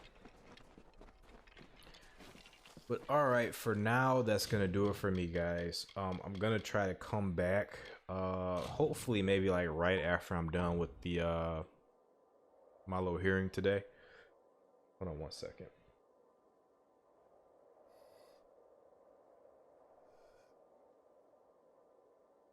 Yeah, hopefully I can come back right after the hearing and do some stuff. I do gotta do a bunch of stuff today, so if I'm not able to do that, I will at least try to do it later tonight to get you guys back into it so we don't have too much miscontinuity between this part and the next part. But yeah, I'll go ahead and tack on the other parts of this episode and we can just keep things moving pretty much. So Appreciate you guys for watching. Hope you guys are taking care of yourselves and your loved ones. Hope you guys enjoyed my story earlier. I know it's you know, it's kind of crazy. So yeah, if you guys like the episode, go ahead and leave a like. If you guys dislike the episode, go ahead and leave a dislike. If you guys have anything to say, go ahead and leave a comment. And if you're not subscribed, go ahead and subscribe. But I appreciate you all. Until next time, everybody, have a good day and peace.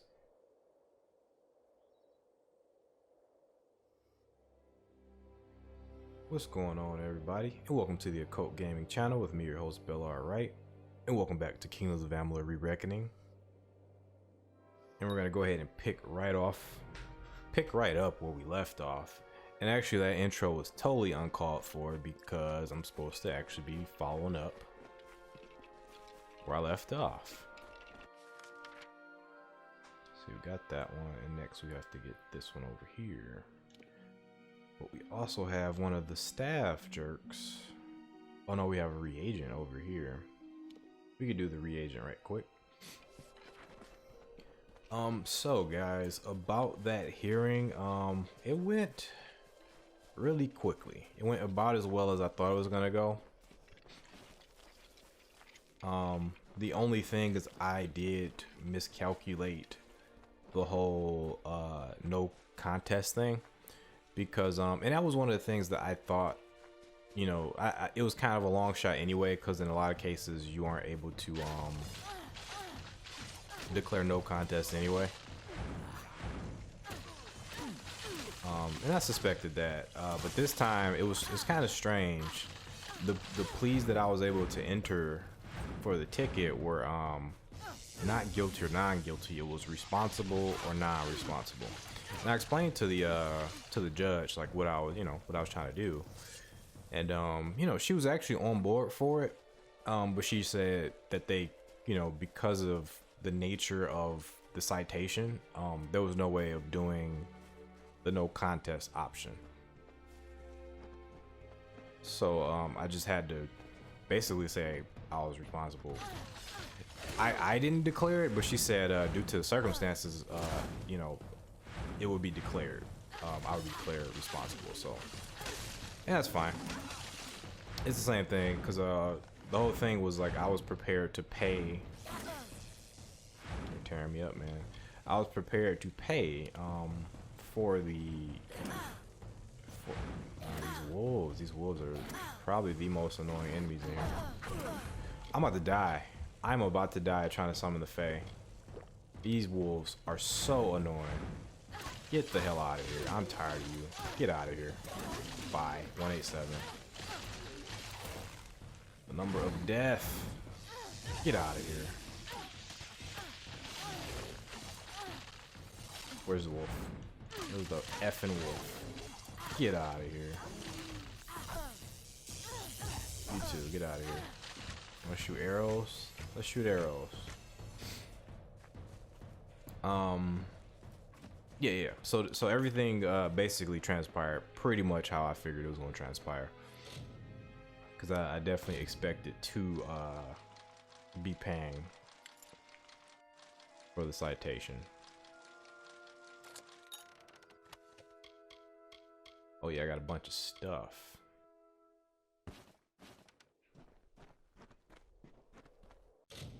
Let me do something about that.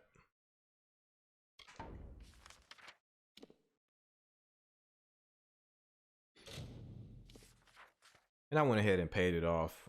There was a difference between, because they recommended I'd use this service before I took this to a hearing. So I wasn't able to use that same service. I had to use a slightly different service. And it was weird because this one they didn't have. It was kind of a struggle to even like use it, because they didn't have any of my information. And the first thing you had to do to use this thing was actually like search. And the search was broken, actually. Are you looking to buy items? Like the search, you couldn't really access the site or find what, you know, your profile or whatever. You couldn't do anything unless you use a search on his website. But it was broken in that you couldn't really put in anything really. Like I had to basically just put in my state and city. That was it.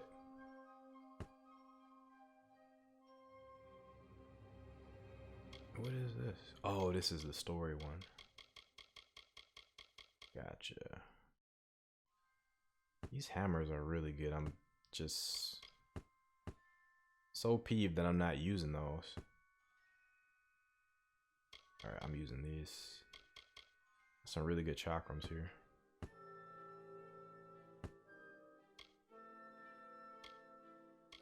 For the benefits I get from mine, this one could be really good. If I can get some HP and something else on it. I don't know what.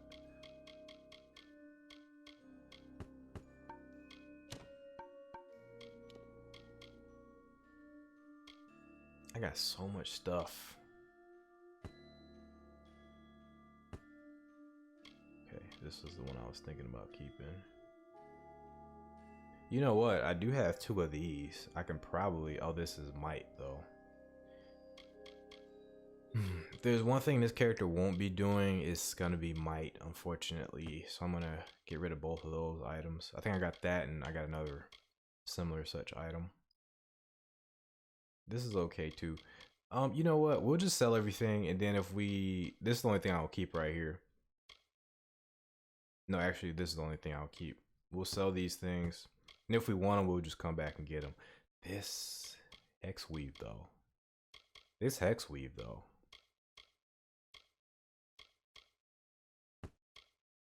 That hex weave, though. I have captains. Still got the robust.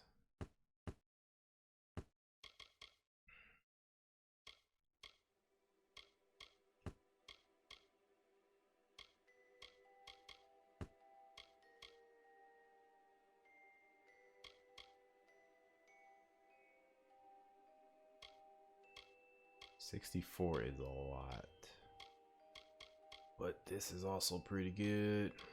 Being able to slot stuff. I think I would just prefer to straight up 64 though. So these can actually go. And I got one of those shields was actually really good. Was it this one? Oh, it was this one with the stuff I could slot in there. All right, I'm feeling better about that. Okay. Always open for business when the road is your marketplace. Yeah, so that went about as well as can go. Are you looking to buy items? That whole hearing business. The judge was really cool. It was weird because she looked like one of my coworkers at the place I used to work at. And I was very confused for a moment. And luckily my thing was muted. My mic was muted. Guess we can go here. My mic was muted when I first started up. And on my end, I had got everything perfect. Like everything was good to go. Sound, video, and all that stuff. But then through Zoom, it was muted. Her room was muted. Her room had muted me, so I had to fiddle with their thing, and then like some prompts were popping up, and it was like press Control plus A to unmute it. And I'm not familiar with the Zoom, so I was, you know, it took me like maybe about 10 seconds to get myself together as far as that goes.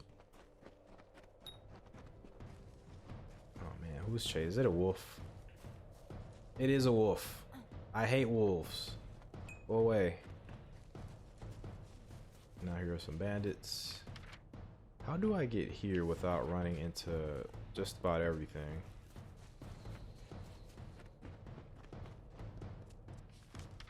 Okay, looks like I'm going in the right direction. I think that's a wolf right behind me. Okay, it leashed. So yeah, the funny thing about that though is that here's some kobolds. Funny thing about that is that oh my goodness, their aim is stupid. Their aim is so dumb. Their aim is so dumb. So dumb. Okay.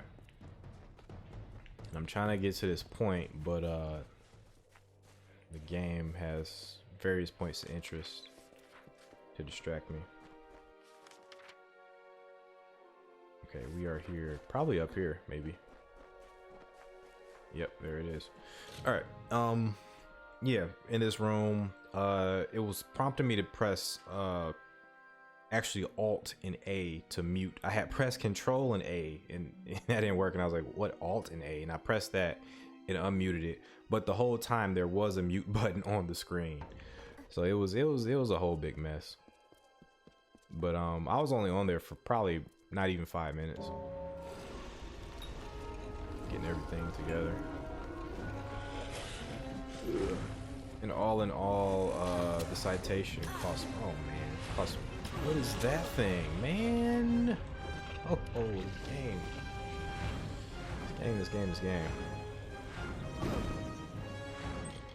Everything is so good at hitting you in this game.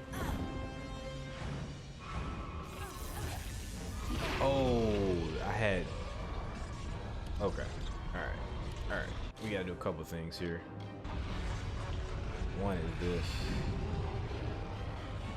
and some other stuff follow me up here.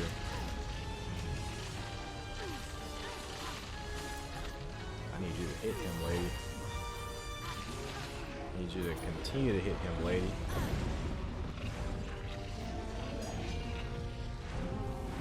Okay, magic it is. Oh, you aren't dead. Okay, screw the other one. This guy has to go. Do it. X.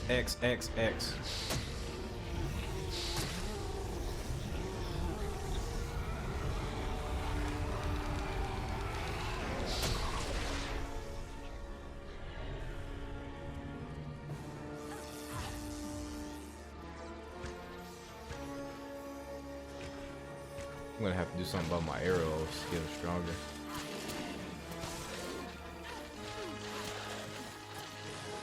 Alright, what else is here? More Niskaru? Nope.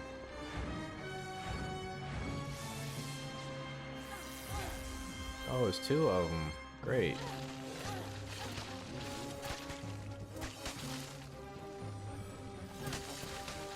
Oh, the other guy probably killed my Gorta. Matter of fact, I'll take that. Just half my health, just like that. I'm gonna actually start needing these mana potions. That.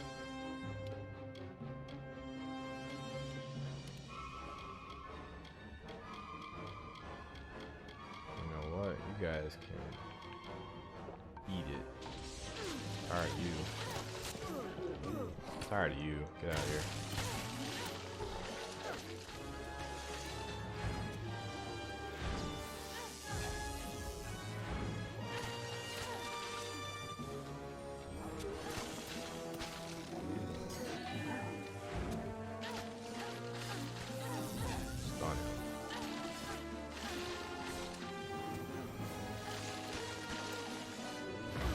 Oh, I thought I got the way of that. Get out of here. Come on.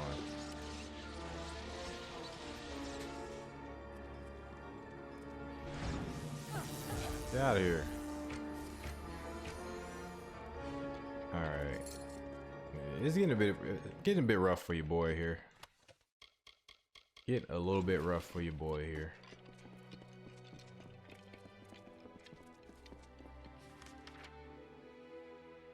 Okay, so I got them all.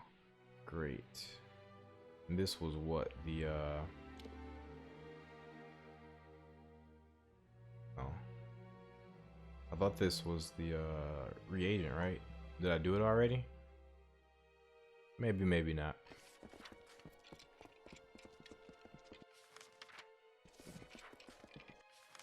Man, oh man.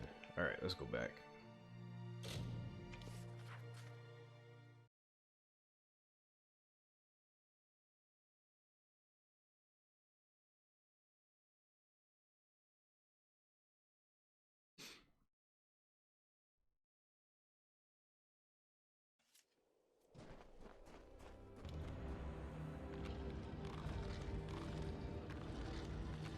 You've done it.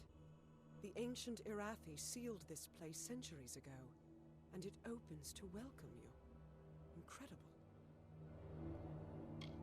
Where are we going? The piercing light should be in the deepest vault of these ruins. Be careful. The Niskaru will do anything to keep us from that spear. The piercing light awaits. Oh, that's cool. Let's do it.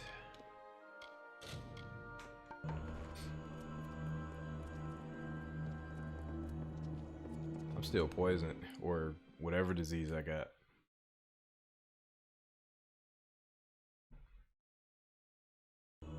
Oh man, it is so cold in my place.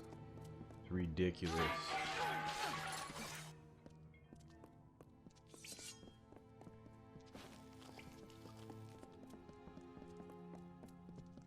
And I have not heard from the The Niskaru took everything from me. My soldiers, my station, everything. All my life burned when Balor rose over the fields of battle. the tracking, come on. I know you guys saw that. I'm gonna die.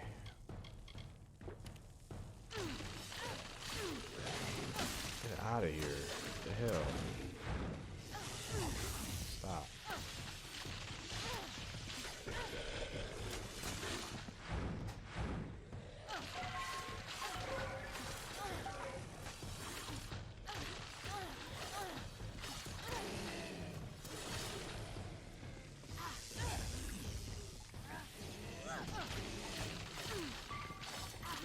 Jeez, that tracking, man. What the hell?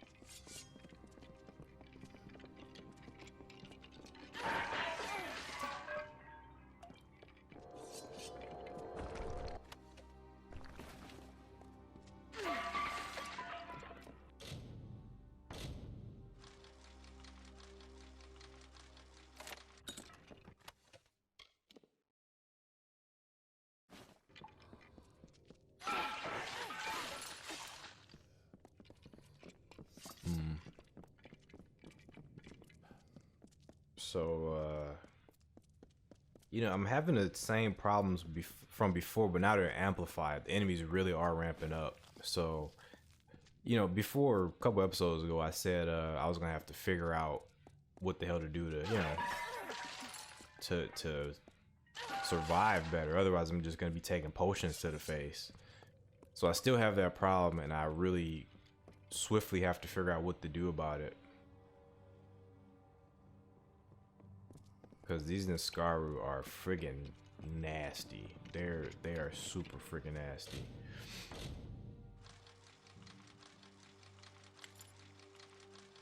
Oh, this way. Pretty much everything is getting to that point where like it's really difficult to dodge it.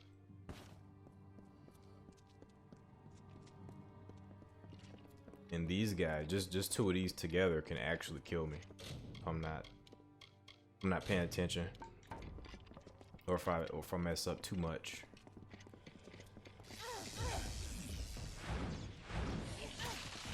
So my current tactics aren't gonna really take me that far. I'm gonna have to probably gonna have to respec, to be honest. I thought I could kind of just get away with what I've been using, but I think I am gonna have to respec.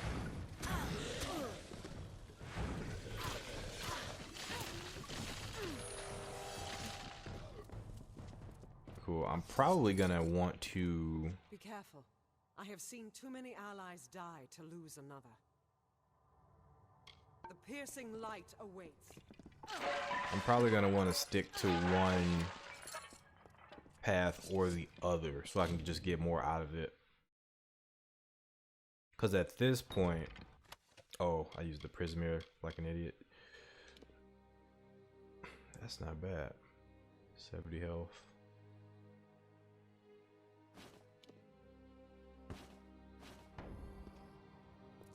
So let me just take a look right quick. Abilities.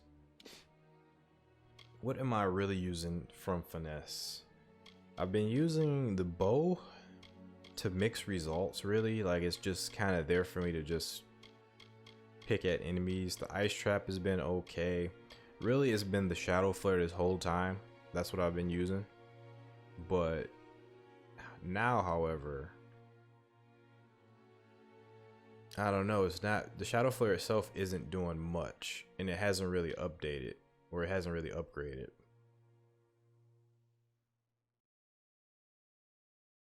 This increases shadow flare damage. If I can get this to 35, that's a different story. But you can get this up by 5. Or I could just go all into this. I can get this Spear of Protection. And only thing is, there's certain armors I won't be able to really use. That's the main thing. Like right now, what am I using? Like this is 14 finesse. This stuff's sorcery. But some of the stuff I use is, you know, finesse based. So I don't know, I got a lot to think about.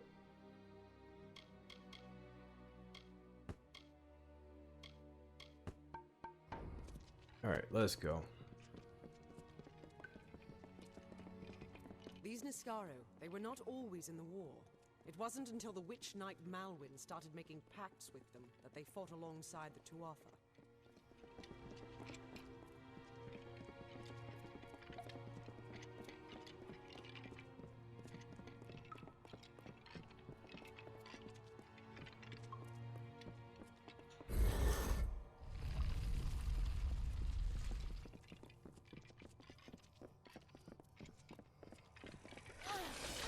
Oh, what am I doing? Can I be going into this battle half cocked, half health?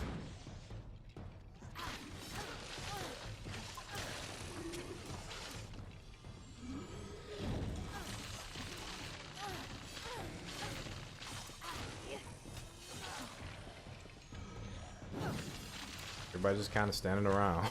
If it's not me, NPCs and enemies just standing around looking at each other. Be careful. I have seen Gotcha. piercing light Can you move awaits. forward so I don't continue to talk to you?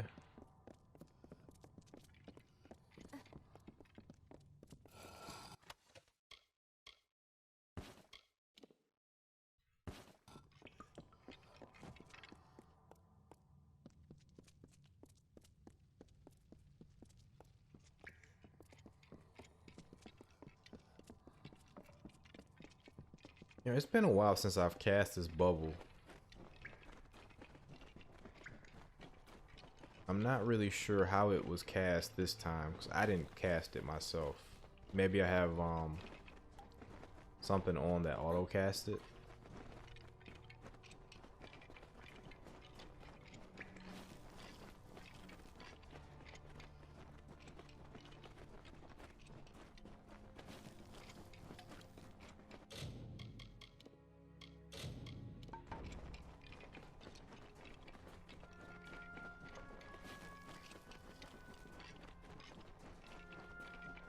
Rats.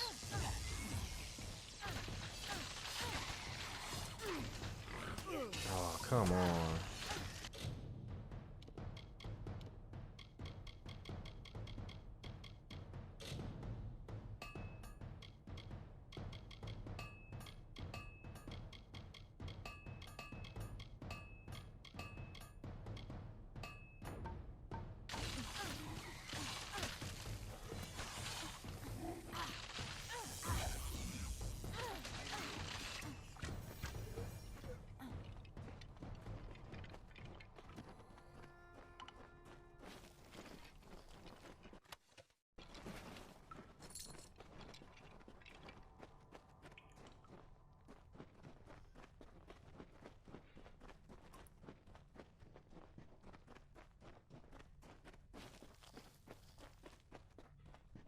Well, anyways, I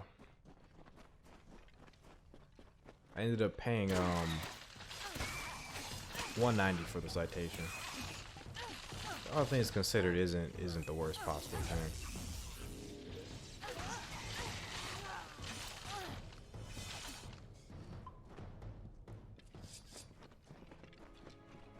So that is finally behind me, which clears up quite a bit for me.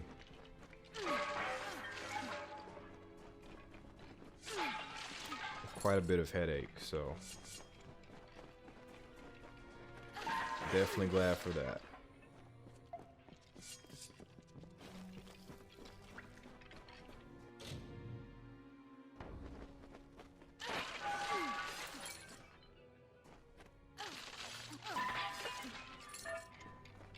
Yeah, I suppose I'll just use this prisoner pick. No skin off my bones.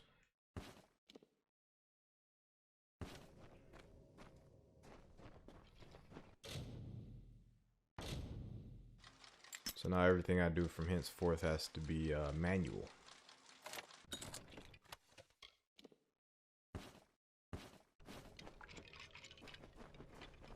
How rich am I? I'm just selling stuff. I'm almost a millionaire in gold. Pretty good.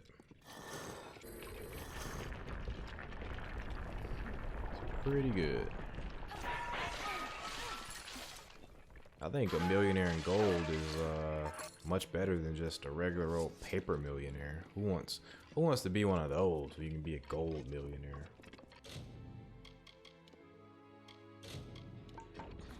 It even sounds better, gold millionaire.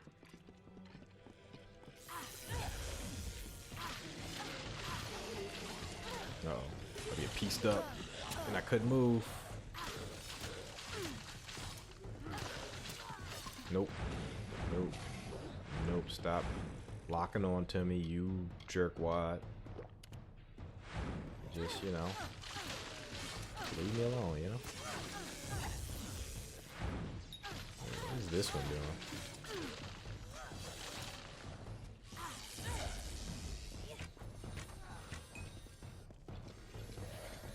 Uh-oh.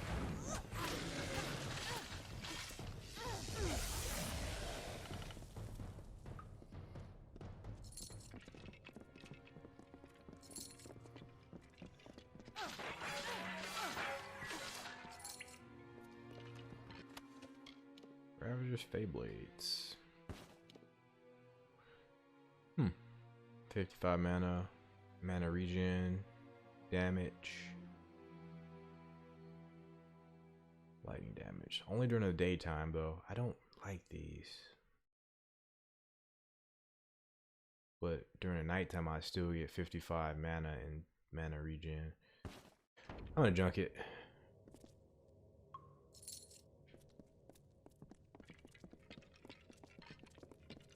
I just really don't like the daytime effect. We're close now. I've heard that the spear is guarded by the Niskaru warrior Azaghaal. We will learn if it still is. Alright, well, we will learn. Let's do it. R.I.P. Fair Gorta. This place looks pretty cool.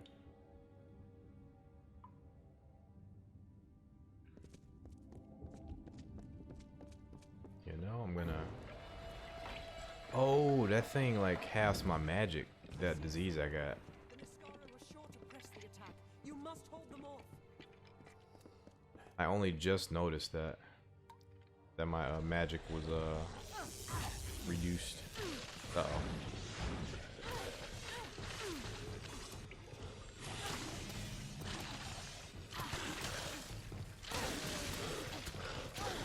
Uh-oh. Charge it.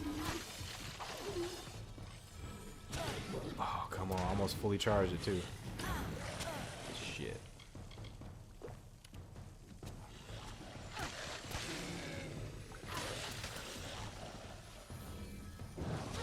Yes.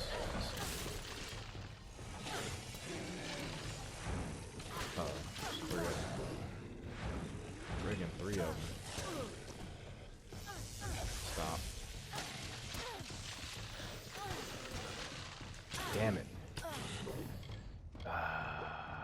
I'm trying to do some sort of combo, but these guys are mean. These guys are freaking mean.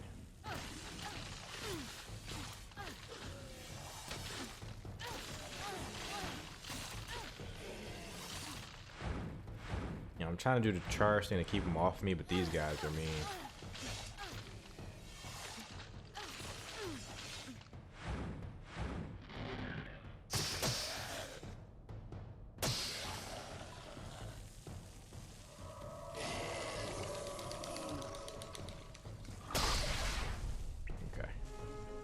And here he comes. Whoa. Let's see, what can I do?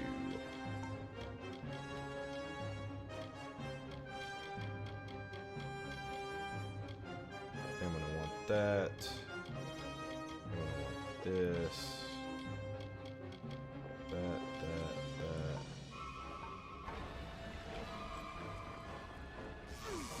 Uh-oh. Fair.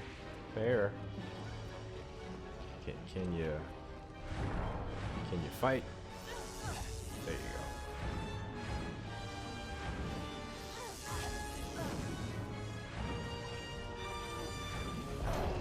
go. Okay, he's not doing that much damage. Shoot.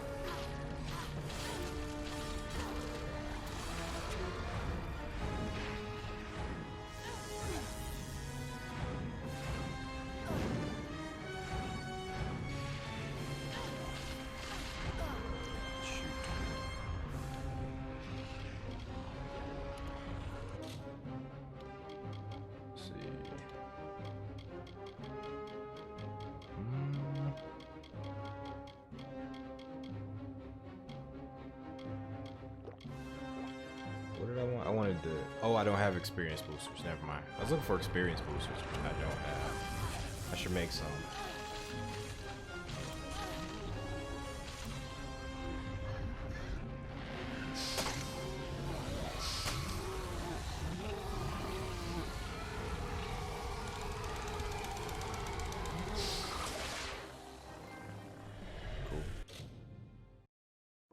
Okay, he actually wasn't as hard as like the regular enemies we've been coming across lately.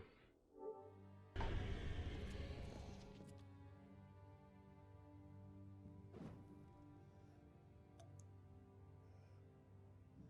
don't know what to feel.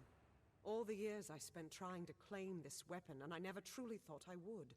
I was not fated to have it. Not until you came. You have thrown back the veil of fate and revealed what is truly possible. It's almost enough to make me believe in second chances. Yes, but it is so much more. This will end the siege of Melsenshir. It will bring the death of the Baelor. It will give me my chance for redemption.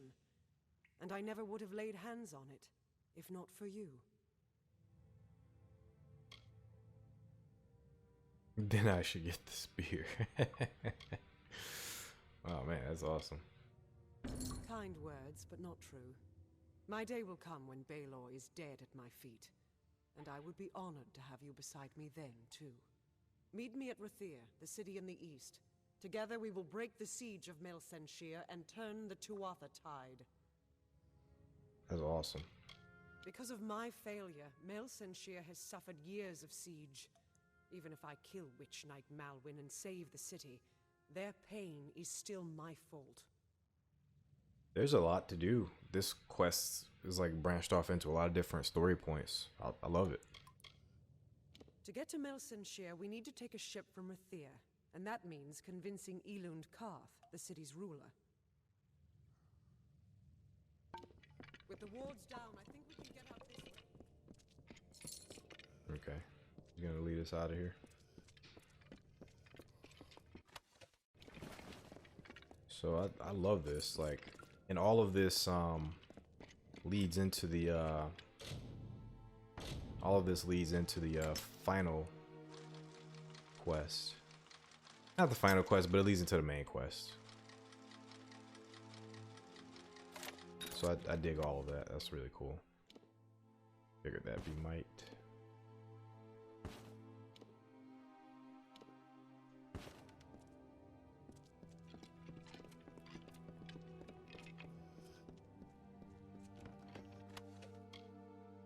The solstice. How about that?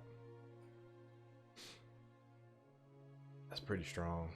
So it appears to be a Sealy Fae design with House of Summer themes. Fae enchanters insist the solstice is unknown to Sealy bards. Let's see what this looks like. Looks like a standard weapon. Let's see.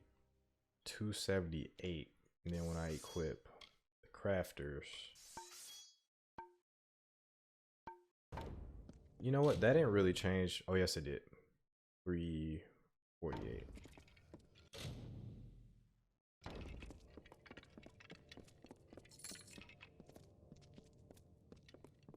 So there's a lot of different ways to go. Let's go ahead and level up right quick. So what did I do last time? Sagecraft. I think alchemy should be the next one. And as far as sorcery goes, we gotta get both of these to 38, right? To do anything in particular. So, what do I really want to do?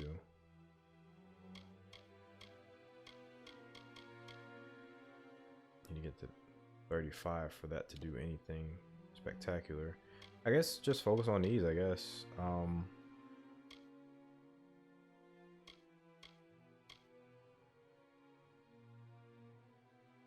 Damage resistance.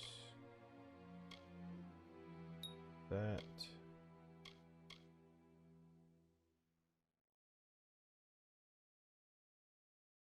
Oh man, all burning damage. That's so good.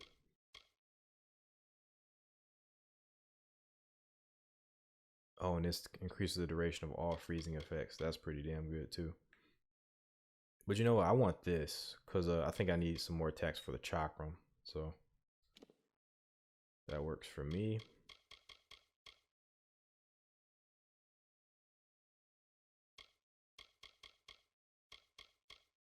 Let's see, when's the next sorcery perk at 49? And the next dual perk is double 38s. Should be. Yeah. Whoops. Oh, that's fine.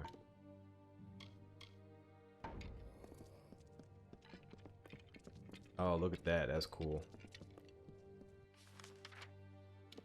Let's see. This goes nowhere, but I still want to check it out.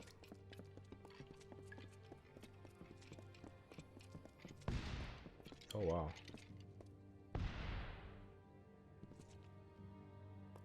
Then they probably recharge.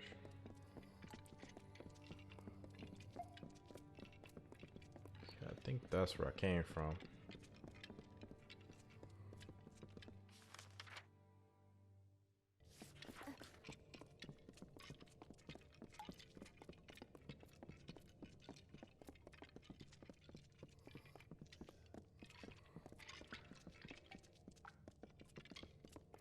Oh yeah, I should slot. Just slot this too.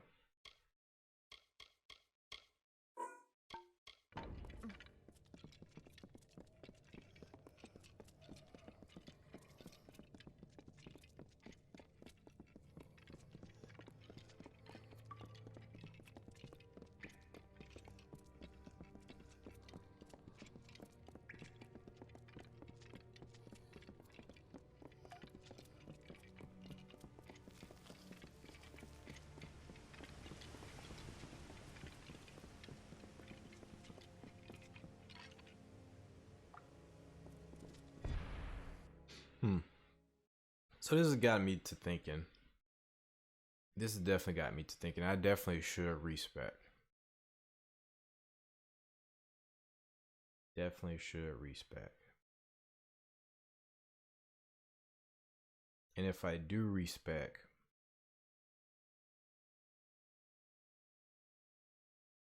I don't know.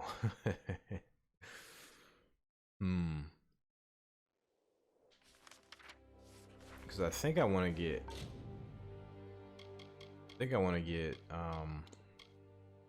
Finessed at least a 25. So it would be very similar to this, in all honesty. And I do like this skill here. This does come in handy.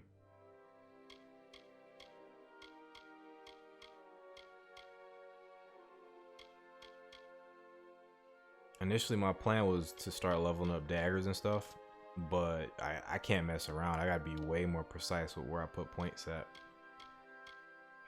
So, shit. Because now I want more stuff here. I definitely want to level this up more. But if I do that, then I'm gonna have to change my twist, or not twist of fate.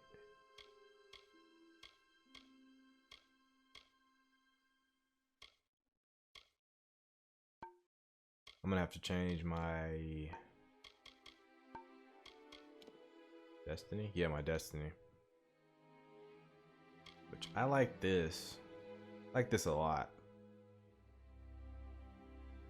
I like this an incredible lot. So I think I'm gonna hold off, because if I respec, I'm only really gonna have 2 points free.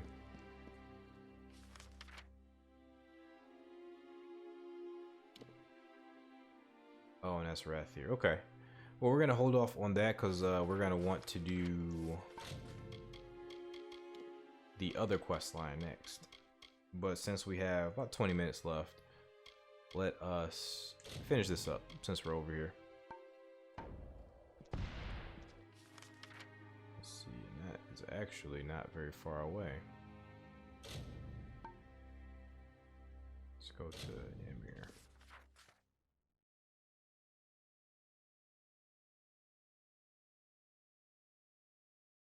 I think this is the first time I just completely ignored the town. I just didn't explore it at all. Which is not the most not the fairest way to play the game, but oh I think maybe I should dispel these this barrier here. These things are kind of a problem, right? Can I dispel it? Yes, thank goodness.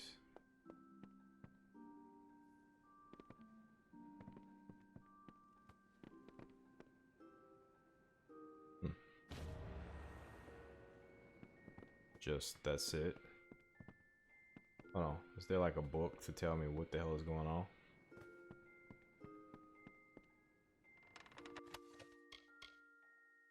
Notice of forfeiture.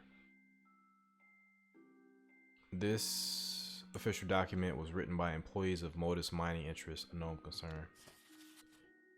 To Britt Hagney, it has come to our attention that a number of funds has been appropriated in your name from various trade houses in the city of Rathier, from the accounts of a merchant named Azaghaal Raymond. Raymond has not been seen in Rathier for some time. His payments for his properties and stock have not been submitted over the last few weeks. As his last known contact, we humbly request that should you have contact with Raymond, you notify him of his outstanding debts to us. He must rectify them immediately or forfeit both his Rathier properties and stock. We thank you for your compliance in this matter, Rathier Customs House.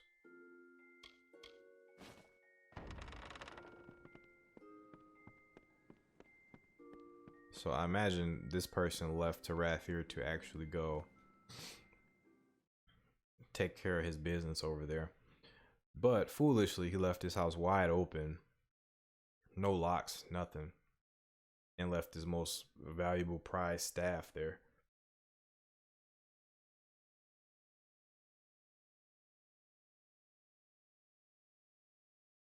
Well, good luck for us, I guess.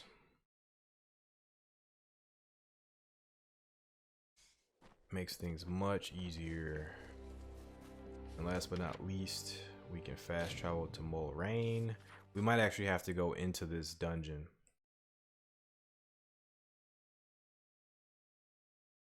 And if we do, hopefully it's not a long dungeon, because we're down to about 15 minutes.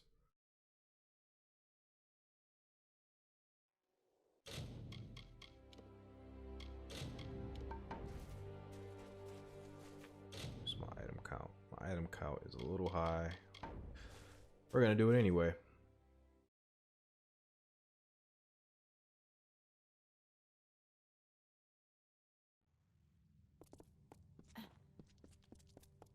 We got a hidden door over here.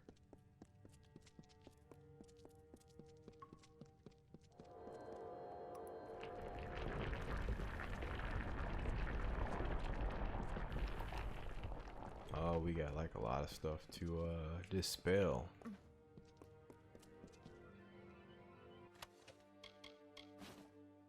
Dulstan's note. These scribbled notes belong to the famous historian Dulstan and are a partial account of the only battle ever waged between the summer and winter courts of the Fae. Didn't I read this already?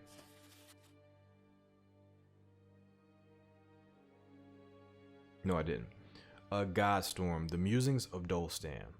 Thereafter, Lord Issa ruled for many years in peace in Dalentarth, until the Fae groups of Eastern Clericon, organized under the great warlord On, raided Erethel, and then attacked Dalentarth. Lord On despised the Seelie Fae, and named himself and his followers the Unseelie Fae. Okay, that's how they got that name.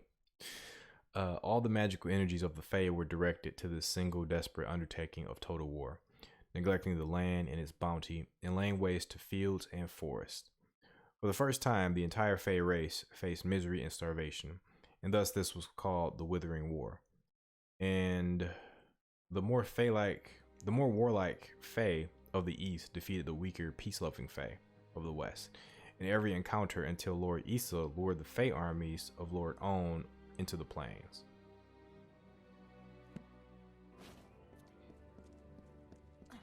Ah, of course. Where'd you guys even come from?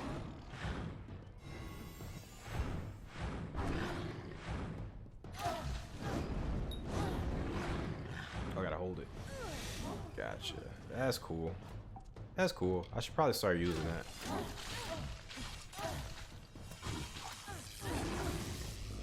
Because the lightning just takes so long to proc.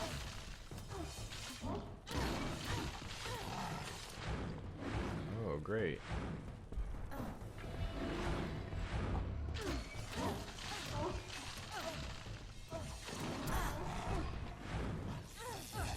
Oh, and they just keep popping up.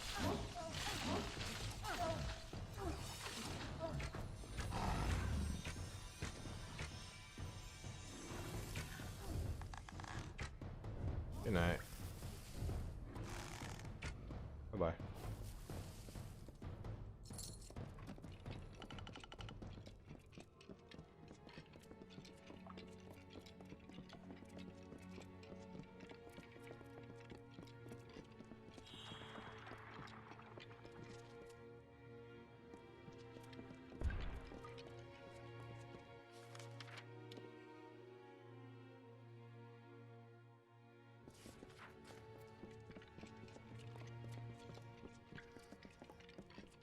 Skeletons? Oh, kobolds. I'm like, oh, we finally get some undead enemies.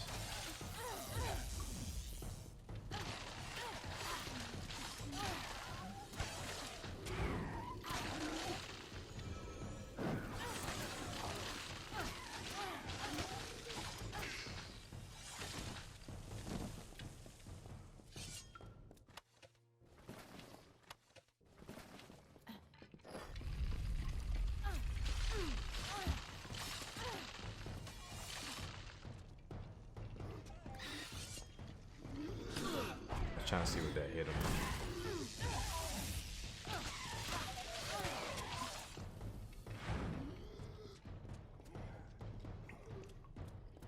hit him again. Awesome.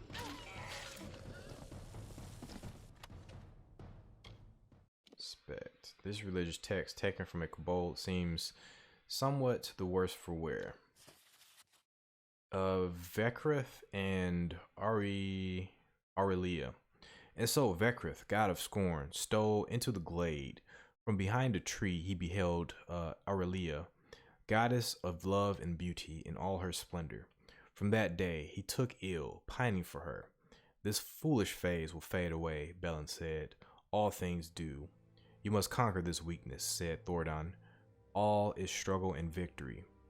But Aurelia had seen Vekrith in the glade, though he had not known it. Long had his disdainful distance filled her heart with painful longing. Now she had cracked his shell. So she spoke to Lepoku, and Lepoku whispered in Matharu's ear, telling him the 7 singing bells had fallen out of harmony. Matharu, ever thick-witted, set out on the 4-day journey to visit every bell. Unwatched, Aurelia crept off to Vekrith, and there they unveiled to each other their holy, numinous ineffabilities, and so they were wed. Love and hate are married to this day, and the fools who cling to Matharu's name rage at the holy union to this day. For truly they are sealed shut, and their hearts are cold as stones. Interesting. I had another one too. I wonder if these are all the same story. Mysterious note. Oh, these are the same. Yeah. Inspect. Read. Take. Fine by me. Okay, so that's the main way. Then we got some extra stuff over here. What's the extra stuff about?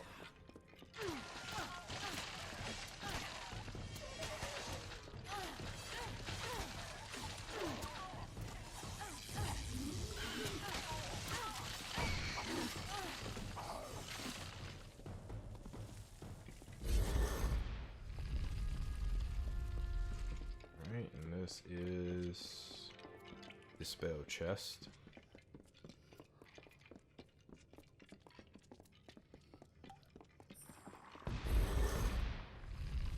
Gonna be a big combat room.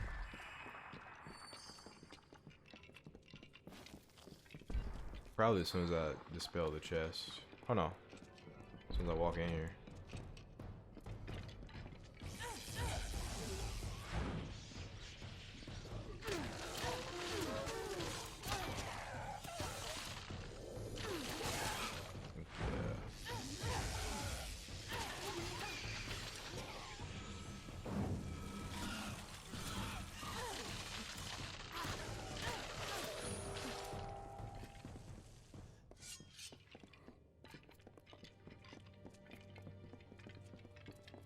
Oh, I didn't touch the lore stone.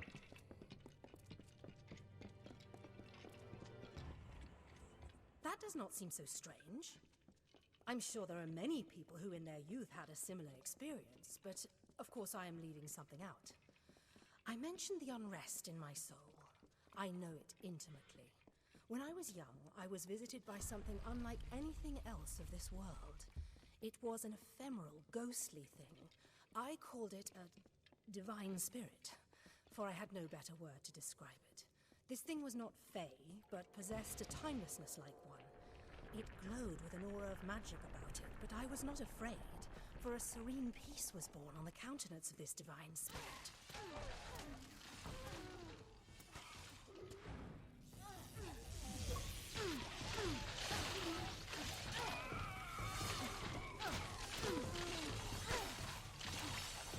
Oh, that was the delay one. That's pretty cool. That's pretty cool. You still really can't do anything after. You're still locked into it, but you can get there faster, and it's like you back off. That's pretty cool.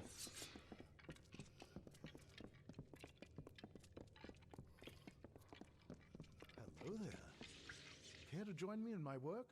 You look like you could use a few moments of quiet reflection. I like your staff. An incredible region, one that begs to be studied. Where else can one truly get a sense of the withering war and its dramatic effects on our world? It is endlessly fascinating. We have nothing like it in all our long histories.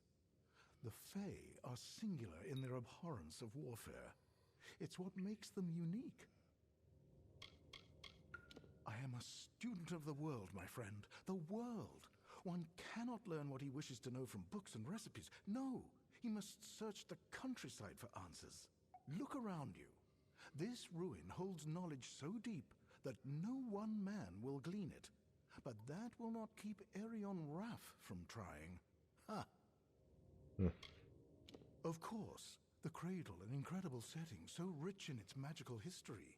I was there months ago searching for artifacts, but only came across a few random wand components and a reagent or two. Nothing fantastic, but definitely worth the trip. Be well.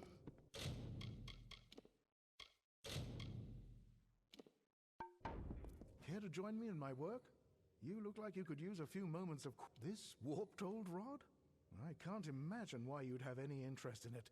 It's a patchwork piece, cobbled together from bits and bobs. However, I did invest many hours of my life in its construction. My hands still bear the calluses. I would part with it for a price. Okay. I can't persuade him, but that's not very expensive. I couldn't have parted with it for any less, you understand. A man's handiwork is still worth something. Enjoy the peace, and good day. Thank you. Be well. Force the staffs.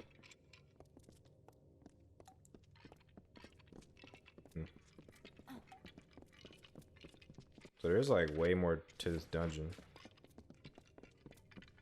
I think.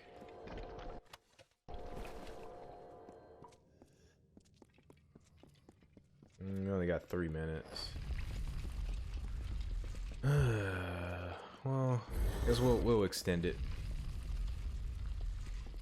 We will extend it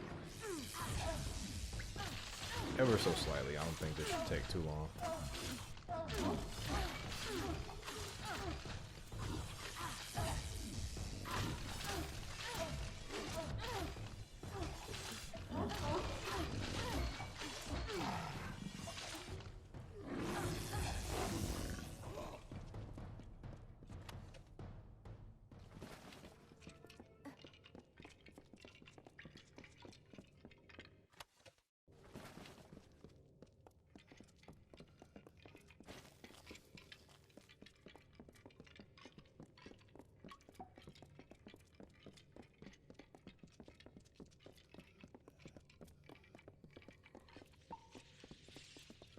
This is his own personal training grounds. That's pretty cool.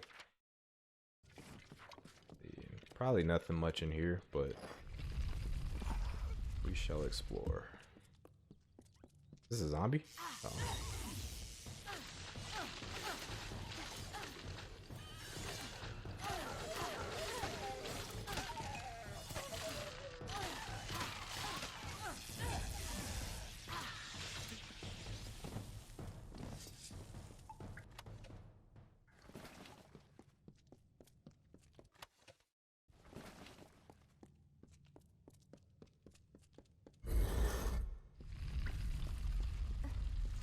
And we got a lore stone.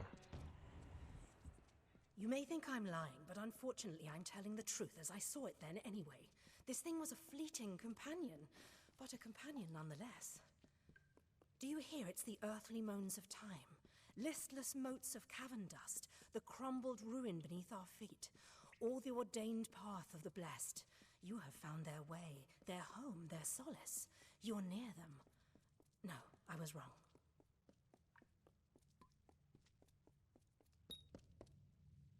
Oh, really? Oh, here it is. I'm like, wow. I just can't get out this way. Okay, cool. That was the entirety of that dungeon. And I suppose we are done here. So I definitely appreciate you guys for stopping by. I suppose I should just finish the mission. I think that's pretty important. And we got plenty of time, you know. We just hit the 3-hour mark, so we're probably a little bit over. I think I ran maybe like a minute or two over on the part 1 of the video. So yeah, we'll just go ahead and finish the mission up.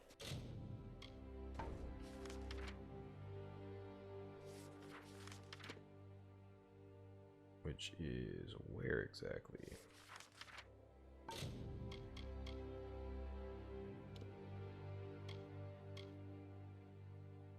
In order to rebuild Rivener Tarsus, Gloamfrost in Ender's Fire, I must find a blacksmith forge. I think I noticed one outside the Blue Bear Tavern in the village of Ymir. First, I'm gonna salvage the 3 staffs I've taken and get their core components. Then I will need additional pieces. Okay. Let's see what else we can do with this quest. I don't think we'll be able to finish it on this episode.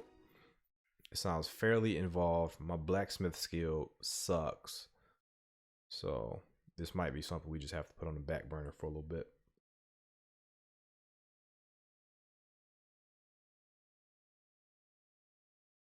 Welcome back. Thank you.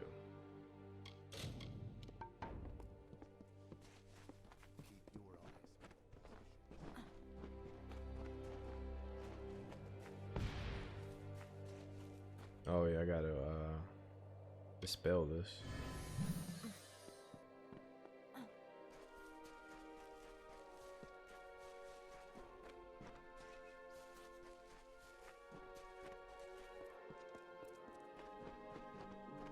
Okay. Did they say inside or outside of it? I can't remember. Here it is.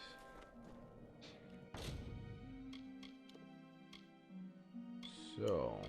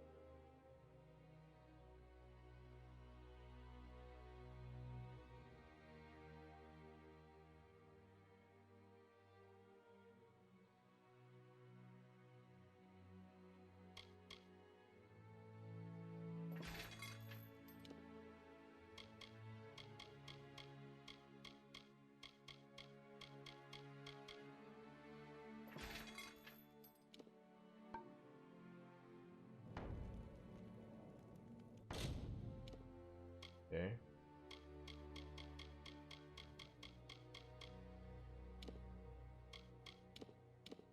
Well, now I'm lost. I don't know what the hell.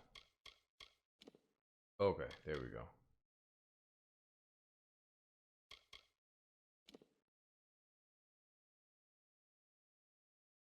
I have this. Okay, cool.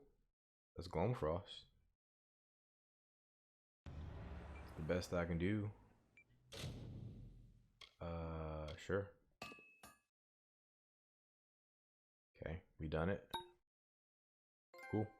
Cool. We actually made some stuff. After a piece of equipment with blacksmithing. Cool. And let's do the next one. To make what?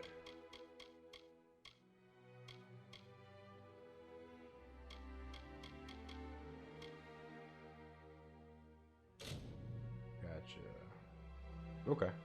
Need a staff core and All right, we did one of them, so suppose we'll end it there, 'cause I don't really know where to get the other stuff. I'm gonna have to look around for it. Anyway, we'll continue next time. I think next time what I'll do is I'll actually go ahead and kind of explore this town a bit, and then we'll move on with the next stage of the main quest. So appreciate you guys for stopping by. Hope you guys have enjoyed this strange episode. It was supposed to be 2 hours, but it extended to 3 because I feel like, you know, I wanted you guys to get that full quest line. So appreciate you guys. Hope you guys are taking care of yourselves and your loved ones. Let me know what you guys think of this episode below. If you guys liked the episode, go ahead and leave a like. If you guys did not like the episode, go ahead and leave a dislike. Even dislikes will allow me to see like what you guys like and dislike, and it'll allow me to adjust accordingly as far as the content. But also, if you guys have not subscribed, go ahead and use the subscribe button below. But until next time, everybody, take care. Peace.